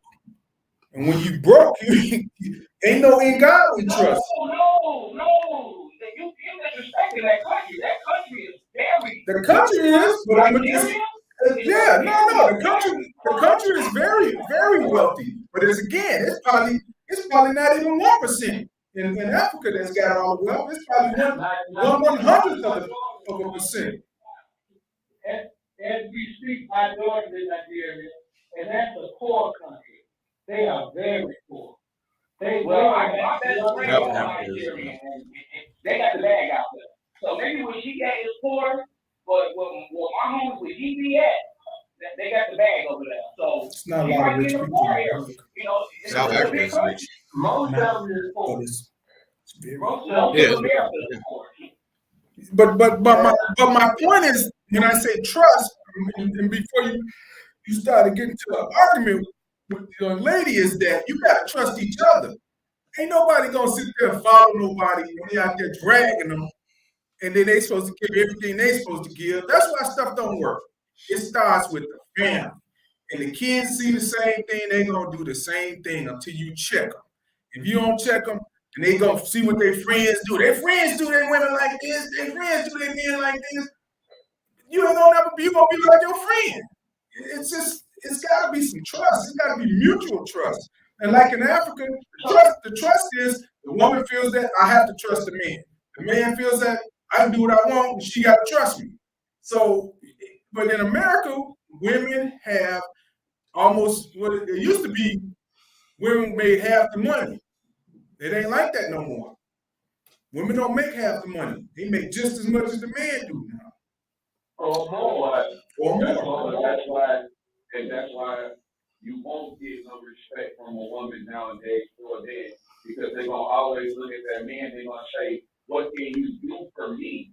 Because it is ingrained inside of Americanized women that the man being removed from your home wasn't a bad thing, because the government was able to provide for you.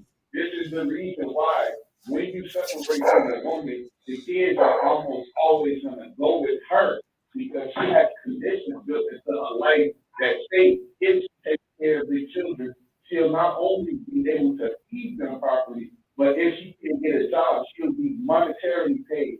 And if that guy, he should be working, or he will go to jail, they stipulate that as well, that he must pay.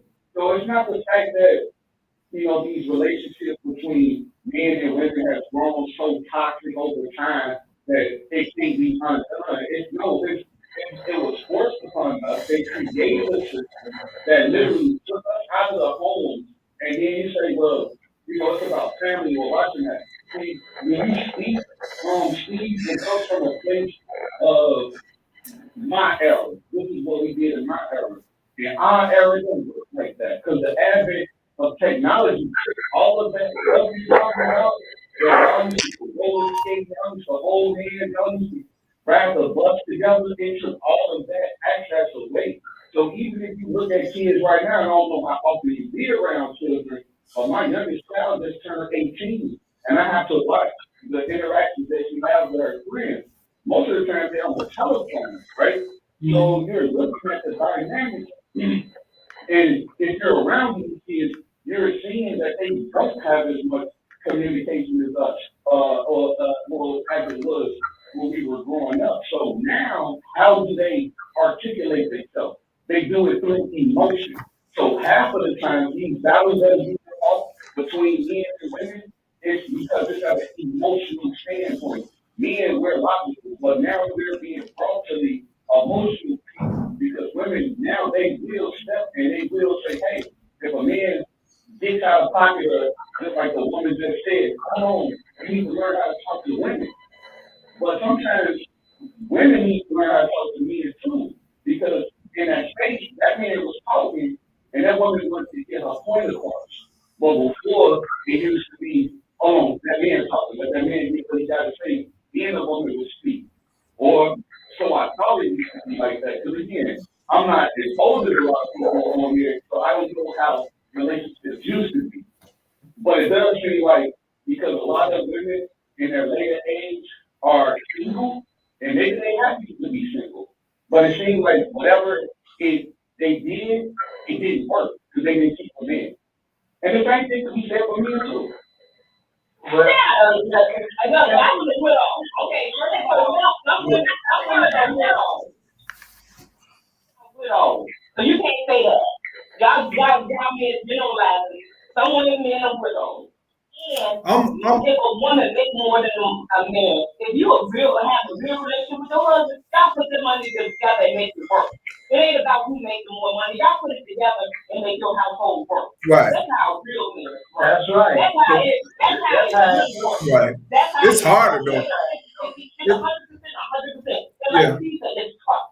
In the marriage, I'm not gonna deal with no man. Like, you don't know nobody else being beside my head. The people there. Ain't no woman gonna be with no man that disrespect. I was doing everything in the street but not taking care of home. That's how my father was. Old school. Doing everything in the street but not taking care of home. And if you say, come on, stay with that. No. It's boundaries to this thing. And it's you know what? I'm gonna tell you. That's how it works because we are doing 100% and 100%. And another one thing, we got God in our marriage. That's what's number one thing. My husband follows God and I follow him. And that's how it is. He is the number one thing. I'm gonna tell you. I'm gonna tell you something. Hey, Drake. Let me tell you something. This is what I found. If you give women respect and you trust them, man, they will follow you. They will follow you. If you give it to them, I'm telling you, this is what I found. Another thing I found out just from my brothers being in education, my sister and all that, they said that in the last 20, 30, 40 years, the teachers and the women in these young boys' lives, they baby these young boys. And they grow up with this gotta be baby mentality. And they seen it with their own eyes because most of the teachers were women teachers. They'll baby the boys, they'll holler at the girls and get crazy with the girls. And the boys just grow up with this whole baby mentality. And I'm gonna tell you, the reason that's probably like that, because there are not a lot of men teachers anymore. There aren't a lot of men teachers. I was talking to Dre about this. I said, man, most of my teachers were males, even in grammar school. I probably had three women teachers in grammar school. Well, black though. The conversation was black. I had black male teachers. Yeah, we didn't have that. I had only one white male teacher. Yeah, we had mostly white males. But I honestly think that's what it is, because it's like if you real and you coming to a woman real, she gonna respect that. And even if she disrespect you, what do? You communicate it, or you got to move on. You just can't. Ain't nobody gonna stay in a situation where they can't communicate their way through it. I get that. But see, again, I'm gonna say this again because y'all get offended a lot. The older people get offended a lot.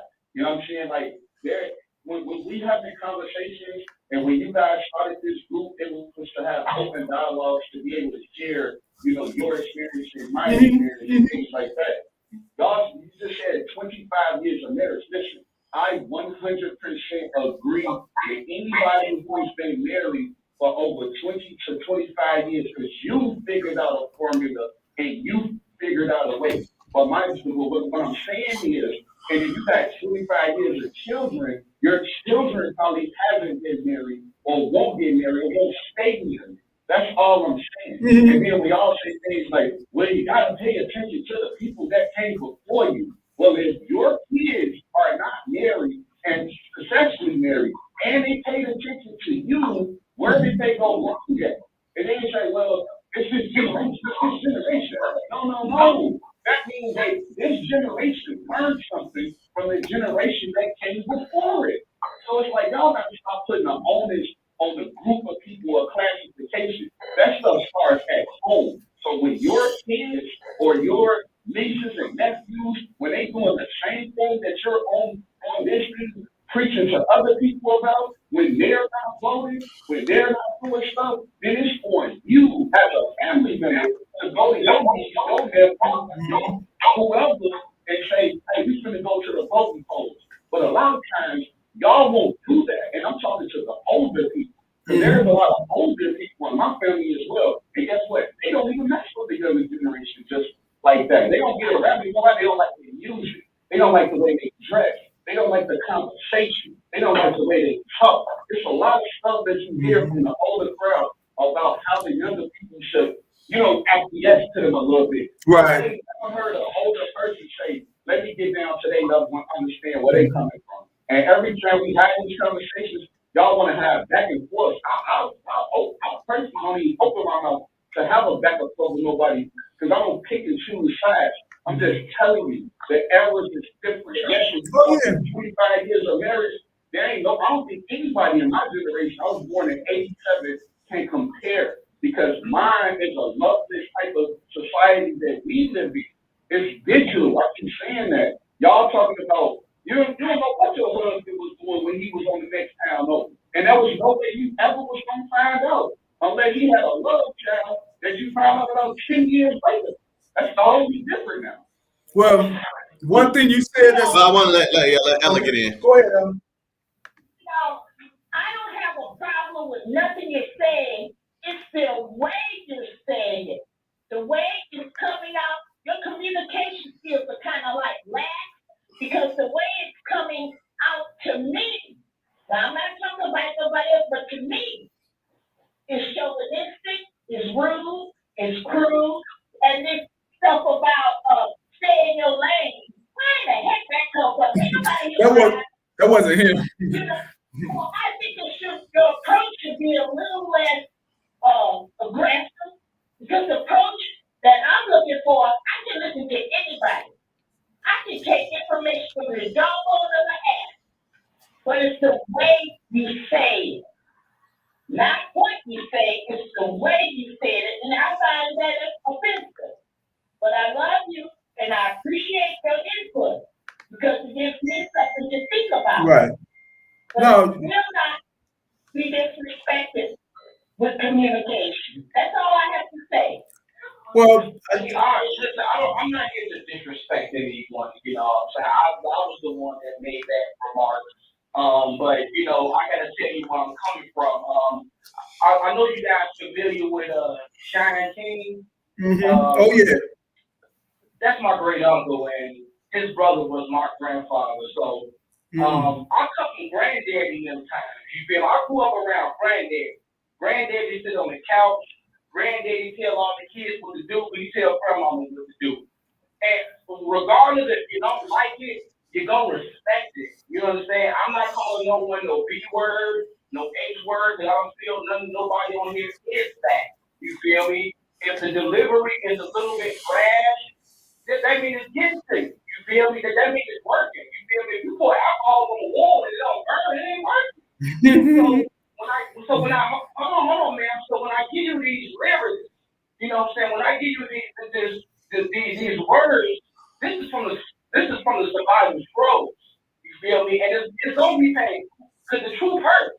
Whenever we speak the truth hurts. When your man say, "Hey, baby, go to the gym," yes, that nigga is getting big. But That's what it is. Mose. Hold on, man. See, there you go. Hold on, let me say something, Mose. That's why we go back. Mose, let me say this though. You're right, the truth does hurt. But you know what? This is the only thing. When you talk a truth to a person, sometimes you got to get to know them first. Like I know good and well when I'm talking to you, people have said a lot of things about you. You know what I say about when they bring your name up? I said, man, this man's he's trying to understand. He's trying to get a reach out and bring in. But you gotta have a relationship to talk. You just can't come cold turkey on people you really don't know because you're not building a bridge. You're building a wall. So there's certain things I can't just come cold turkey and tell you because I got to know you a little more. There's things I can say to Drake because I've known him 8 years, you know. But even then, you just can't be like flat out stupidness. You know what I mean? You know, it's just you got to bring it a certain way. You know, that's all. Well, and when we talk about communication, you know what I mean, you got an input and an output. You know what I mean? You got a messenger and a receiver. And most people always say it's not about the messenger; it's just the message. It's just all about the wording. It's about the placement. As we were listening to Ella, you know, it's delivery, it's tonality. Mm-hmm. You know, and that thing matters, you know. And so as we are always trying to keep a respectful show, especially in light of things that happened in the past, I just want to be reminded that, you know, when we do have some of these conflicts, time to time, I will be muting people, you know, to give an opportunity for one voice to be heard. And again, I'm not against these type of conversations. They can get a little bit incendiary, so to speak, long as there's not utter total disrespect towards parties, and people are allowed to voice their opinions in the way that they like to voice them.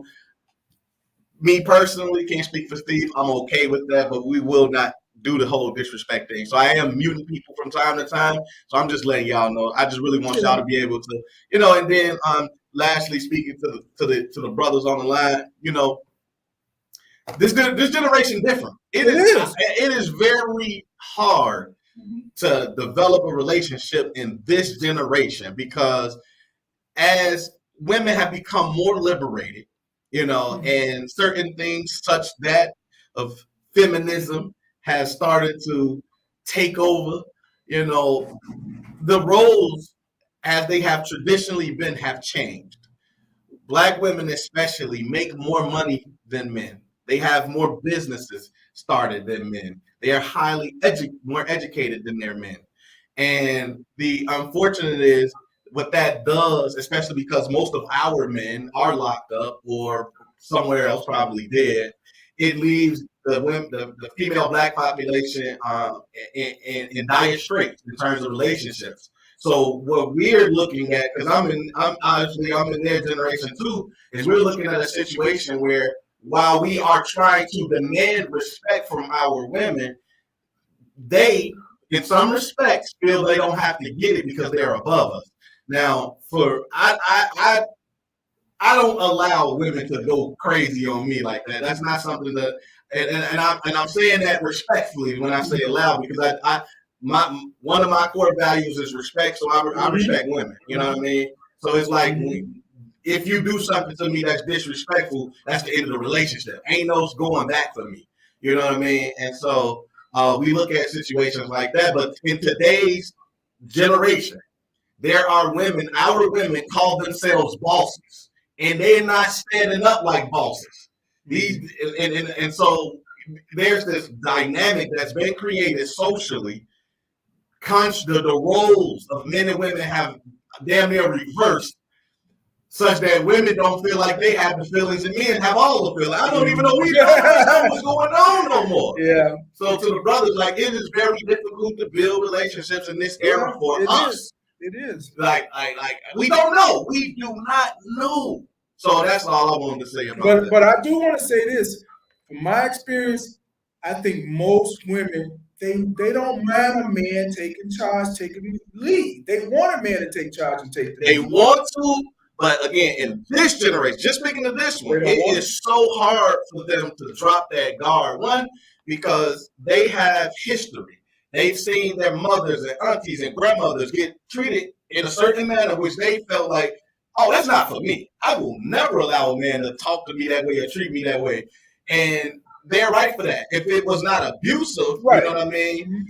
If it was abusive, I should say, then they're absolutely correct in, you know, like, they're clear of that. But if it was a situation where the husband was the one that had the final say, led the house, and made all the decisions, and they determined that's not what I want to do. My mom, auntie, sister, grandma didn't get an opportunity to be her full self, then they're not going to do that. And that presents a problem for men that want to be those type of heads of households and leaders It ain't like they gonna work. used to be. Ain't gonna work. And it's not working out today. Well, it ain't work in the past either, unless you was. I mean, Oh no, it definitely worked in the I past. agree. I don't think it worked in the past. I think because over the generations, women have been, they've been, you know, with the laws and the Me Too movement and the freedom and the feminists, you know, women have been becoming more sensitive. Even though, even it's not just this generation. think about. It's the generation before. Let's go back to slavery. Who you think was running the house outside the big house? Just the women. Yeah, The women. the black women were. The black man was next to man. You better get out there and get it done, or I'm gonna get rid of you. I don't need you to make no more of them. I can make them myself. Yeah. I can get this black woman and make myself. So you got to realize black women have always had this role. It's just that they know how to utilize it in a way to bring the family together. And they're starting to slip where they don't feel they need to utilize it that way. Mm. Another thing I just thought about, well, they have all these sperm banks and stuff, years ago. Mm. A woman can still have a kid, anyway, however, and still maintain it. They make enough money and do what they need. But again, I think it's a part that's being played on both sides by the women and the men that ain't coming to the middle no more. Because I still believe a lot of these young guys that come up, and I ain't gonna even say after me, even when I was in school, they were babying a lot of these guys. Oh, he listening, and they going off on the girl. Girl, you fast, this. Then the guy, it's like, what kind of teacher are you as a woman pampering these dudes like this, And it just got a lot worse over the years.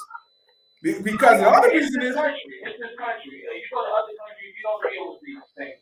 The men and the women in other countries can get along just perfect because they both know their roles. yeah, some countries maybe, but I'm not gonna say all other countries because Europe is just screwed up too. How do you know that? Explain to me. How do you know that there's not conflict in other countries between men and women? I've never been to any country. It's statistically proven, man. We got statistics all over the world. I remember. I'm gonna tell you a story. I was in Switzerland, and we were at this club, and the Swiss women were like, "Oh, you American men. Oh, you American men are a lot more gentle." They said gentle in so many words. And I was like, "What do you mean?" It's like the men here they treat us bad, but they were accepting it. They treat us bad. I'm like, they were just trying to get some money about you. That's all that was. Nah. They're like, oh, American, he got that money. Yeah, well, I ain't being here. Nah, they got money. They got money in Switzerland, believe me. They got a lot of money in Switzerland. But it was just hard for me to understand, how do you put your own countrymen down? When most of the time they say people from America, they're harsh, they're brash, they're arrogant. Yeah, but I mean, it wasn't no money situation, so she could have said whatever she wanted to say. Yeah. I'm just saying, like, why are you saying about? And the man standing right here, the Swiss guy sitting right here. She said it in front. I'm like, I don't know, but again, dynamics all over the world are the dynamics that they are. Well, look, I would say this. When it comes to a relationship, that's two people. Those two people should be the only ones that decide how they want their relationship to be. Again, the social norms have changed. Culturally, a lot of things have changed. And relationships are much different today than they were 10 years ago, 20, 30, 40, 50 years ago. And it's all about the two people in them. That will never change, or three people, because polyamory is huge now. But, it's all about the lifestyle you want to lead with the person that you're with. Y'all love each other. Y'all trust each other. Y'all respect each other. And y'all figure out how to make it work together. I think for a certain type of man, he's looking for a certain type of woman, and vice versa. There are women that are happy to be heads of household, to go to work and have a house husband. And there are men that are willing to fulfill that role. You know, now how does that look to other men? He shouldn't. He shouldn't care, Right. but he will look away. If we're gonna be honest, he will look away to other men. So, and possibly that woman will look away to other women. What do you mean by look away? I don't understand. Look away in terms of like us as men, we would expect men to be macho and in positions of head of household type, right? But the dynamics has changed such that women can be heads of household while the man is at home taking care of the house. You know, but I'm saying, and so if you and I or somebody else that's overly manly, and I respect and accept everybody, so it don't matter. But I'm just saying that was the scenario. Then I might look at like, man, this guy sitting his lazy ass at home while his wife doing all that. That's crazy. Like that ain't no man, you know. But that woman happy with that, and then vice versa. Women looking at that woman like, man, I can't believe that. That's crazy. How she gonna sit there and that man sitting at home? You know, determine that is if I heard her say that. If I heard her say that. Yeah, but we don't make determinations like that. Right. We never do, because we always are looking at somebody else's life and saying it shouldn't be like that. Now, and that's because that's what we do as humans. We will look at humans. We will look at somebody else and decide that their life should be lived the way we think they should be living it. And that's why I said that relationship is between 2.0 people. I give you another little one. Me and my wife, we took our 4 kids to Denny's. They were kids. White woman came over and said, "Oh, I feel so bad for you. You got all these kids." She said, "But I'm married." What are you talking about? My husband, he just went right there. It was like, what part of this dude look bad to you because she got 4 kids and a husband? And even if she didn't have a husband, does it look like she needed your advice on this? So you're right. People see what they want to see, say what they want to say. But this question I want to ask you, DeAndre, how many married couples of your generation do you know? Or how many married couples do you know? I currently personally have 3 married friends, if I'm not mistaken. I know we got Ramel. You know, we brought Ramel on the show. Yeah, I remember he called him, and we still connected. We got Terrence, my lady, and I went to his place yesterday with him and his wife. Right. Over at NAACP. No, that's Kenneth. Oh, that's Kenneth. the third person. Okay. That's Kenneth, and he got married, and I went to their housewarming not too long ago. So I have that I know of that I would consider friends. You know, 3 people. Okay. Yep. Well, I mean, it's a start. Yeah. But you know what? I had to think about how many people I know. I know about 15 couples from high school still married. Probably to this day, married people, at least 150 to 100. Different era. Yeah. But you know what? Beyond that, though, a lot of people that's in my circle of influence, so to speak, are getting married. So, and I mean, like my Facebook friends. So they're definitely getting married. But in the same breath, I know a lot of people that's been married and divorced already. That's my age, and that to me means more than the people that are currently married. Because I'm like, damn. Especially as my brother said, 78% of women engage in divorce, and over 50% of people that get married are getting divorced now. You know, so those type of numbers, those statistics, they don't mean nothing to me because my relationship will be my relationship, how it turns out. And I'm only getting married one time, so we gonna need to figure it out. We ain't gonna be together, right? So you know. Yeah, well, I really appreciate you giving those statistics. And and I know, before everything closes, if not anything, especially if it's young men listening to this, I would avoid. I'm telling the young black men, or if you're a white man listening, I would avoid marriage at this point in this generation right now. I would avoid marriage. It's going to bring a lot of tyranny and struggle in your life right now. I think all those young men right now need to do is focus on a skill, focus on getting some money, learning the skill, getting some money, working, learning habits. That's the most, and don't focus on trying to get married. I wouldn't get married, because you only gonna get your money took. You know what I'm saying? There's a few people out of all the hundreds of people Steve, you only get named 15. So the odds are stacked against you in marriage. And black people, we don't got kind of be going through divorce. We ain't got the money for it. So, Well, you know, well, part of that probably 100 that I know, I would say at least 20 of them are widowers or widow. You know, the spouses died while they were married. The other 30 would probably be people that are older than I am. And then the people that, when I said the 15 couples, those are 15 couples from high school. I didn't even think about it. They were together and still married today, you know. I agree with you about younger people getting married. I think they need to figure themselves out first and then develop that relationship and Oh, you then gotta learn self. think about Gotta it. learn Yeah, self. right. Gotta And then learn when self. you learn self, high school that, Steve. Gotta I learn went to self. war. Oh, you went to war, okay. Yeah, I went to war, and I'm telling you, it's a lot of people. And I didn't even really think about it. I'm like, man, they still married.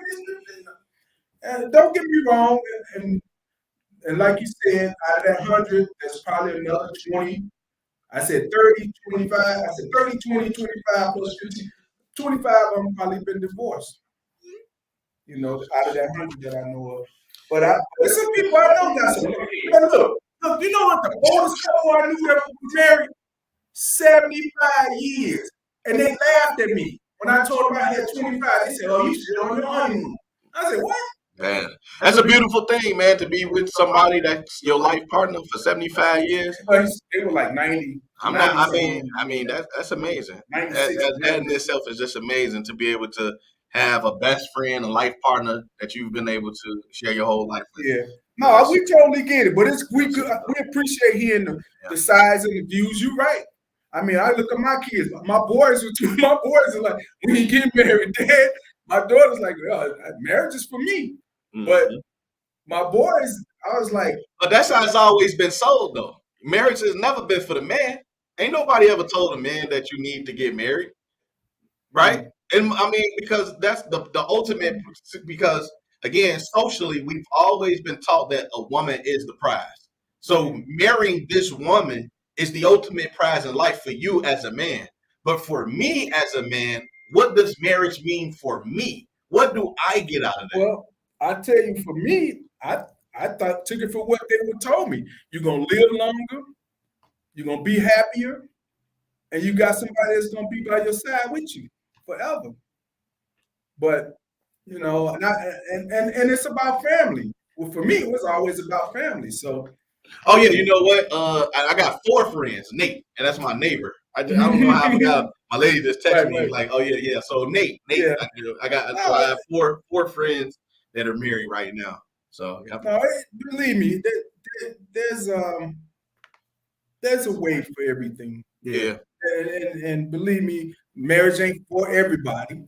I agree, but you got to know that it's a relationship that you got to make it work. You got to make it's a roller coaster, up and down. You got to know you ain't got the stomach for the roller coaster. Don't even buy the ticket. Don't even buy the ticket unless you just want to get on that seat. You're gonna throw up. Now, do you look at marriage as a seed? Do you look at marriage more so as a vulnerable person or a financial contract? Both. It's both. I'm gonna tell you. Let me tell you when it really came, stuck me in my mind. When me and my wife went and got our marriage certificate, and we signed it, and I was like, now I was 25 years old. I was like, man, this is a contract. This is but I had been with her 9, 8 years. We had been living together 8, 9 years before that. But as soon as we signed that paper, I was like, and this is the contract. This is real, Oh, wow. So, it's both. But again, we had been together for 8 years. I knew I was going to probably marry her. Man, it was weird. It was like 8 months in the game. When she you know what made it for me? When she asked me, how many kids you want to have if we got married? I said 4. And she said, First she was kind of, them days over. Then she did say that. She said, you know what? Okay. And I'm like, okay. I just threw a number out, but I said, man, she definitely. Hey, you got lucky, Steve. You got lucky. You got lucky. Us guys still get lucky like that. We get the nagging, fighting, you feel me? Yellow attitude. So we gotta get But you know why it's like that? But you know why it's like that? No, but you know why it's like that? Because it's their surroundings where they came from. Don't get me wrong. Right. My wife, we come from the West Side. She was born and raised in Cape Town. The only thing that it took me time to reflect on this. On her block, there was so many married couples, man. They might have had 36 homes on the block. I guarantee you 30 of them had married couples in them. And this was in the 80s and the 90s. And I'm like, I ain't never seen nothing like this, you know? But don't give up the faith and the hope on it. It's doable. I just don't know how. I see how you saying things are today, but and I know why. You know. Yeah, well, it's different. All right, y'all. So we typically do this thing. Go ahead. Who wants to say something? Sure. I've been married 45 years. There you go. Right. And like, the women, they all come out and stuff, they all be that in, but you gotta be the man. You gotta deal with that. Talk about it, Tiny. Talk about it. Yeah, you gotta deal with that. Deal with it. Yeah. But the boys can't deal with it. Like Steve said, they weak now. So they can't deal with it, number one. Right. But you do need some.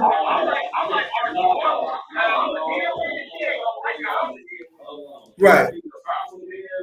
The problem is, it's called undervaluing. Like, now, the difference between, like guys, we normally would chase dreams.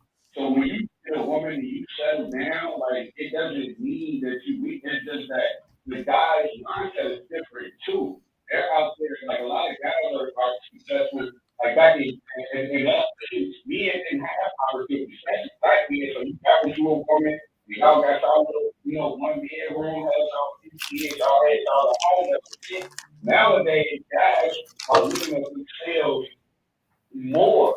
So when guys are looking at themselves as a catch now, because really you is, if you can make $100,000, you are really a catch to, women, especially coming from our community.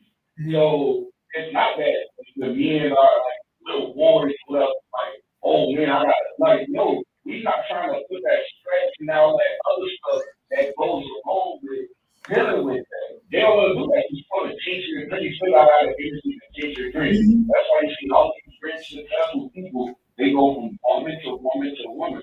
Because if you was rich and successful, I guarantee you there wouldn't be a man that say, I'm a club with that shit. No, excuse me. We're going to get another one of you. Matter of fact, we're going to get two of you. And that's how you do that. No, go get him a white woman to take that money. You gonna do that? So we gonna do that. That's why we like me get successful, they don't get a black woman. I mean, they don't get a black woman. Don't do that. White women, listen, they all argue. Well, that's true on them. Well, let me tell you a little secret. Let me tell you a little secret. Let me tell you something. Let me tell you a little secret about that. Hold on. Let me tell you a secret about that. Listen to this one. Now I got this. Hold on a minute. Let me tell you this one. So I know a guy. He's a lot older than I am. His first wife was black. He said, you know what, man, I got baby by her, but you know what? She like to argue and fight. Now this guy's almost 70 years old. She argue and fight. He said his second wife was a white lady. He had baby by her. He said, man, she like to fight too, but she like to take me to the bank. But now this guy was rich. He lived in Woodland Hills. He lived in Thousand Oaks, California. When I went out to his house, I was like, man, I didn't even know black people was living like this, So guess what he ended up with? He divorced the white woman, an Asian woman. He said, she do everything I tell her. She do this, she beckon and bow. He going through the gamut trying to figure out what fits with him. Now, he thought the white woman was going to be the one, but she litigated him, Yeah, but you know what? They say the fairer the skin, the fairer the fun of the time. You know what I'm saying? I love all black women, trust me. But again, when you deal with different women from different ethnicities, you feel me? Even African women are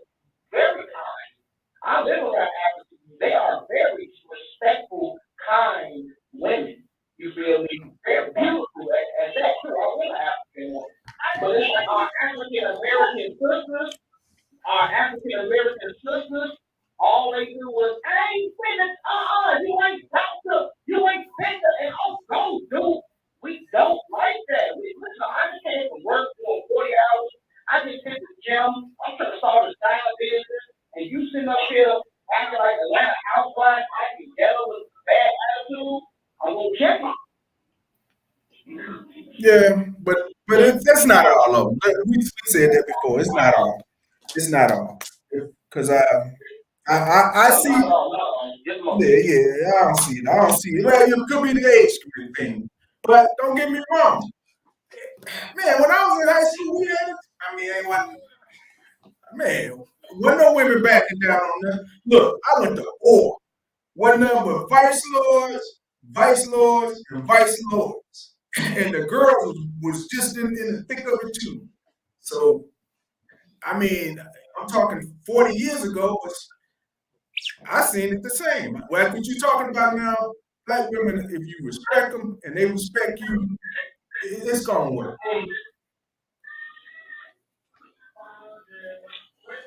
Hey, Steve, I want to say something. Go ahead. Okay. I just wanted to add that the Delane sisters, they live well into the 100s. Yeah. And why they live, they said they never got married. Yeah. All the clothes was garbage. I want to be like them. They did, but they had each other though. They had each other and they had each other's back. You know, these ladies were born in 80 something, 89, I think. And they lived to be 110, 113. And they almost saw the first black president, almost. But they lived through everything. But you know what else kept them sane? They didn't get involved with technology. They didn't even have a phone up into the 2000s. They were still writing letters and stuff. So, you know, That was a good book, Captain. Yeah, I saw the play. The play was awesome. It was awesome. But yeah, you know. All right, y'all. Listen, man. This was we didn't even get to the a conversation. You know, get out there relationships are a spirited conversation every single time it's brought up in any circle. Seriously, because there's a lot of difference between the generations. I would like to say this, but we do this thing from 6 to 8, you know what I mean, every Sunday, where we welcome y'all to Northwest Austin Council. You know, there's various ways you can interact with the show. We got the Facebook, the YouTube, the Zoom, all of them up and running. So if you're listening in, if you're not in the Zoom, if you're on that YouTube, and if you're on that Facebook, remember, every Sunday, 6 to 8 p.m. We like to wrap it up by going around the room and just get some final thoughts from people, man. Let's hear how y'all wrap it up. So first, I'm going to start with Ella. Wrap it up. Okay, well, it was a very lively discussion. Okay, but I enjoyed it. It was out of the ordinary, but it was lively. So that's all. Yeah. Who else we got? Tiny?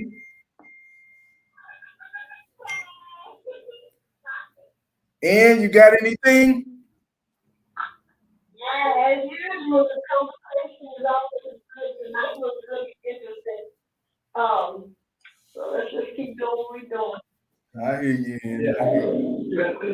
Let me say, I think it's great to be married.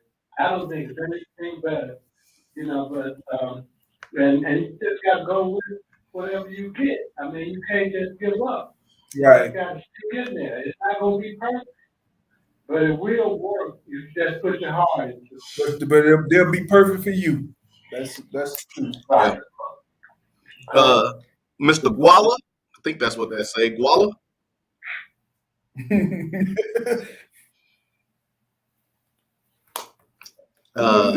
Felicia.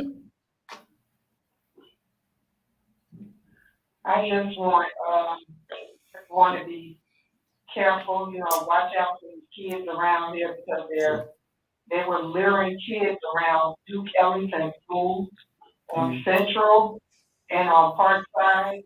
And then we have situations where they're finding decapitated bodies and everything around this. So just everybody be careful. Right. Yeah, thank you. I opened up with that, so thank you for closing with that.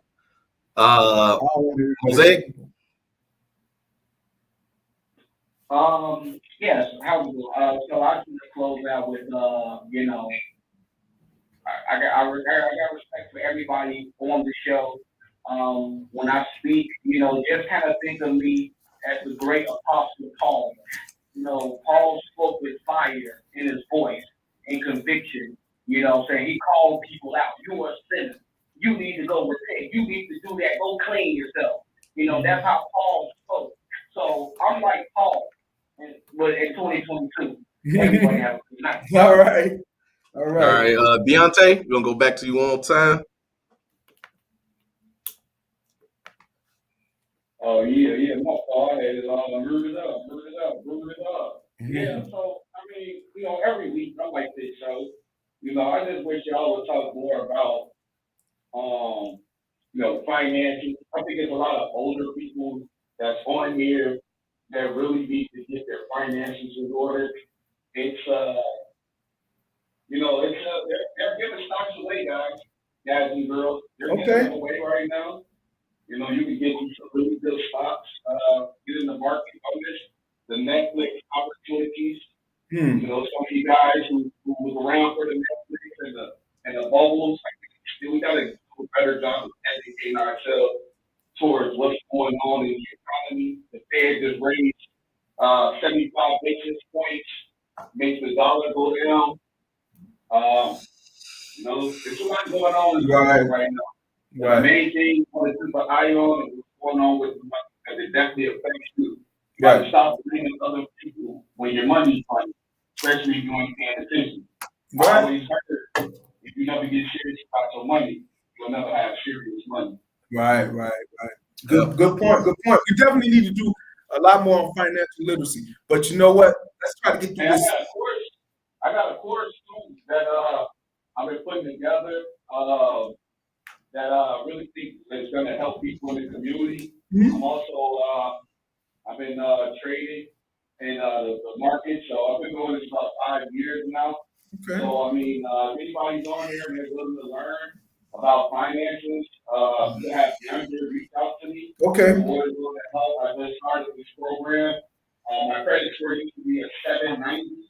I use it to leverage, get $100,000 from the bank, which I use to be able to put a down payment on the floor flat I was working on with my business partner, but he chirped me. Wow. The money is ran. That's what the story was up to date. But I'm in the process of rebuilding my credit right now. So if anybody's interested in learning how that works, again, reach out to Andrew Rubin. He can follow up with me. Thanks for your time, guys. Appreciate it. Thanks, sir. Moto.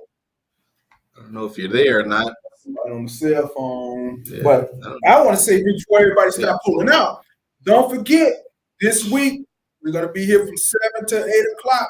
Community conversations with the potential person that's be the next Alderman of the 29th Ward.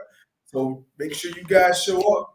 And then on the 19th, we will be giving away turkeys on the 19th of this month between noon and I think 4, something like that. And then don't forget Barbara and her group rebuilding Black Wall Street. At the end of it. What's the name? I think it's just Project. Okay. Building Black Wall Street Project along with Raheem's group. Welcome to Fatherhood. They're gonna be doing turkey dinner giveaways to the homeless and the unfortunate and the needy, whatever they may be. Reach out, let somebody know, show whatever.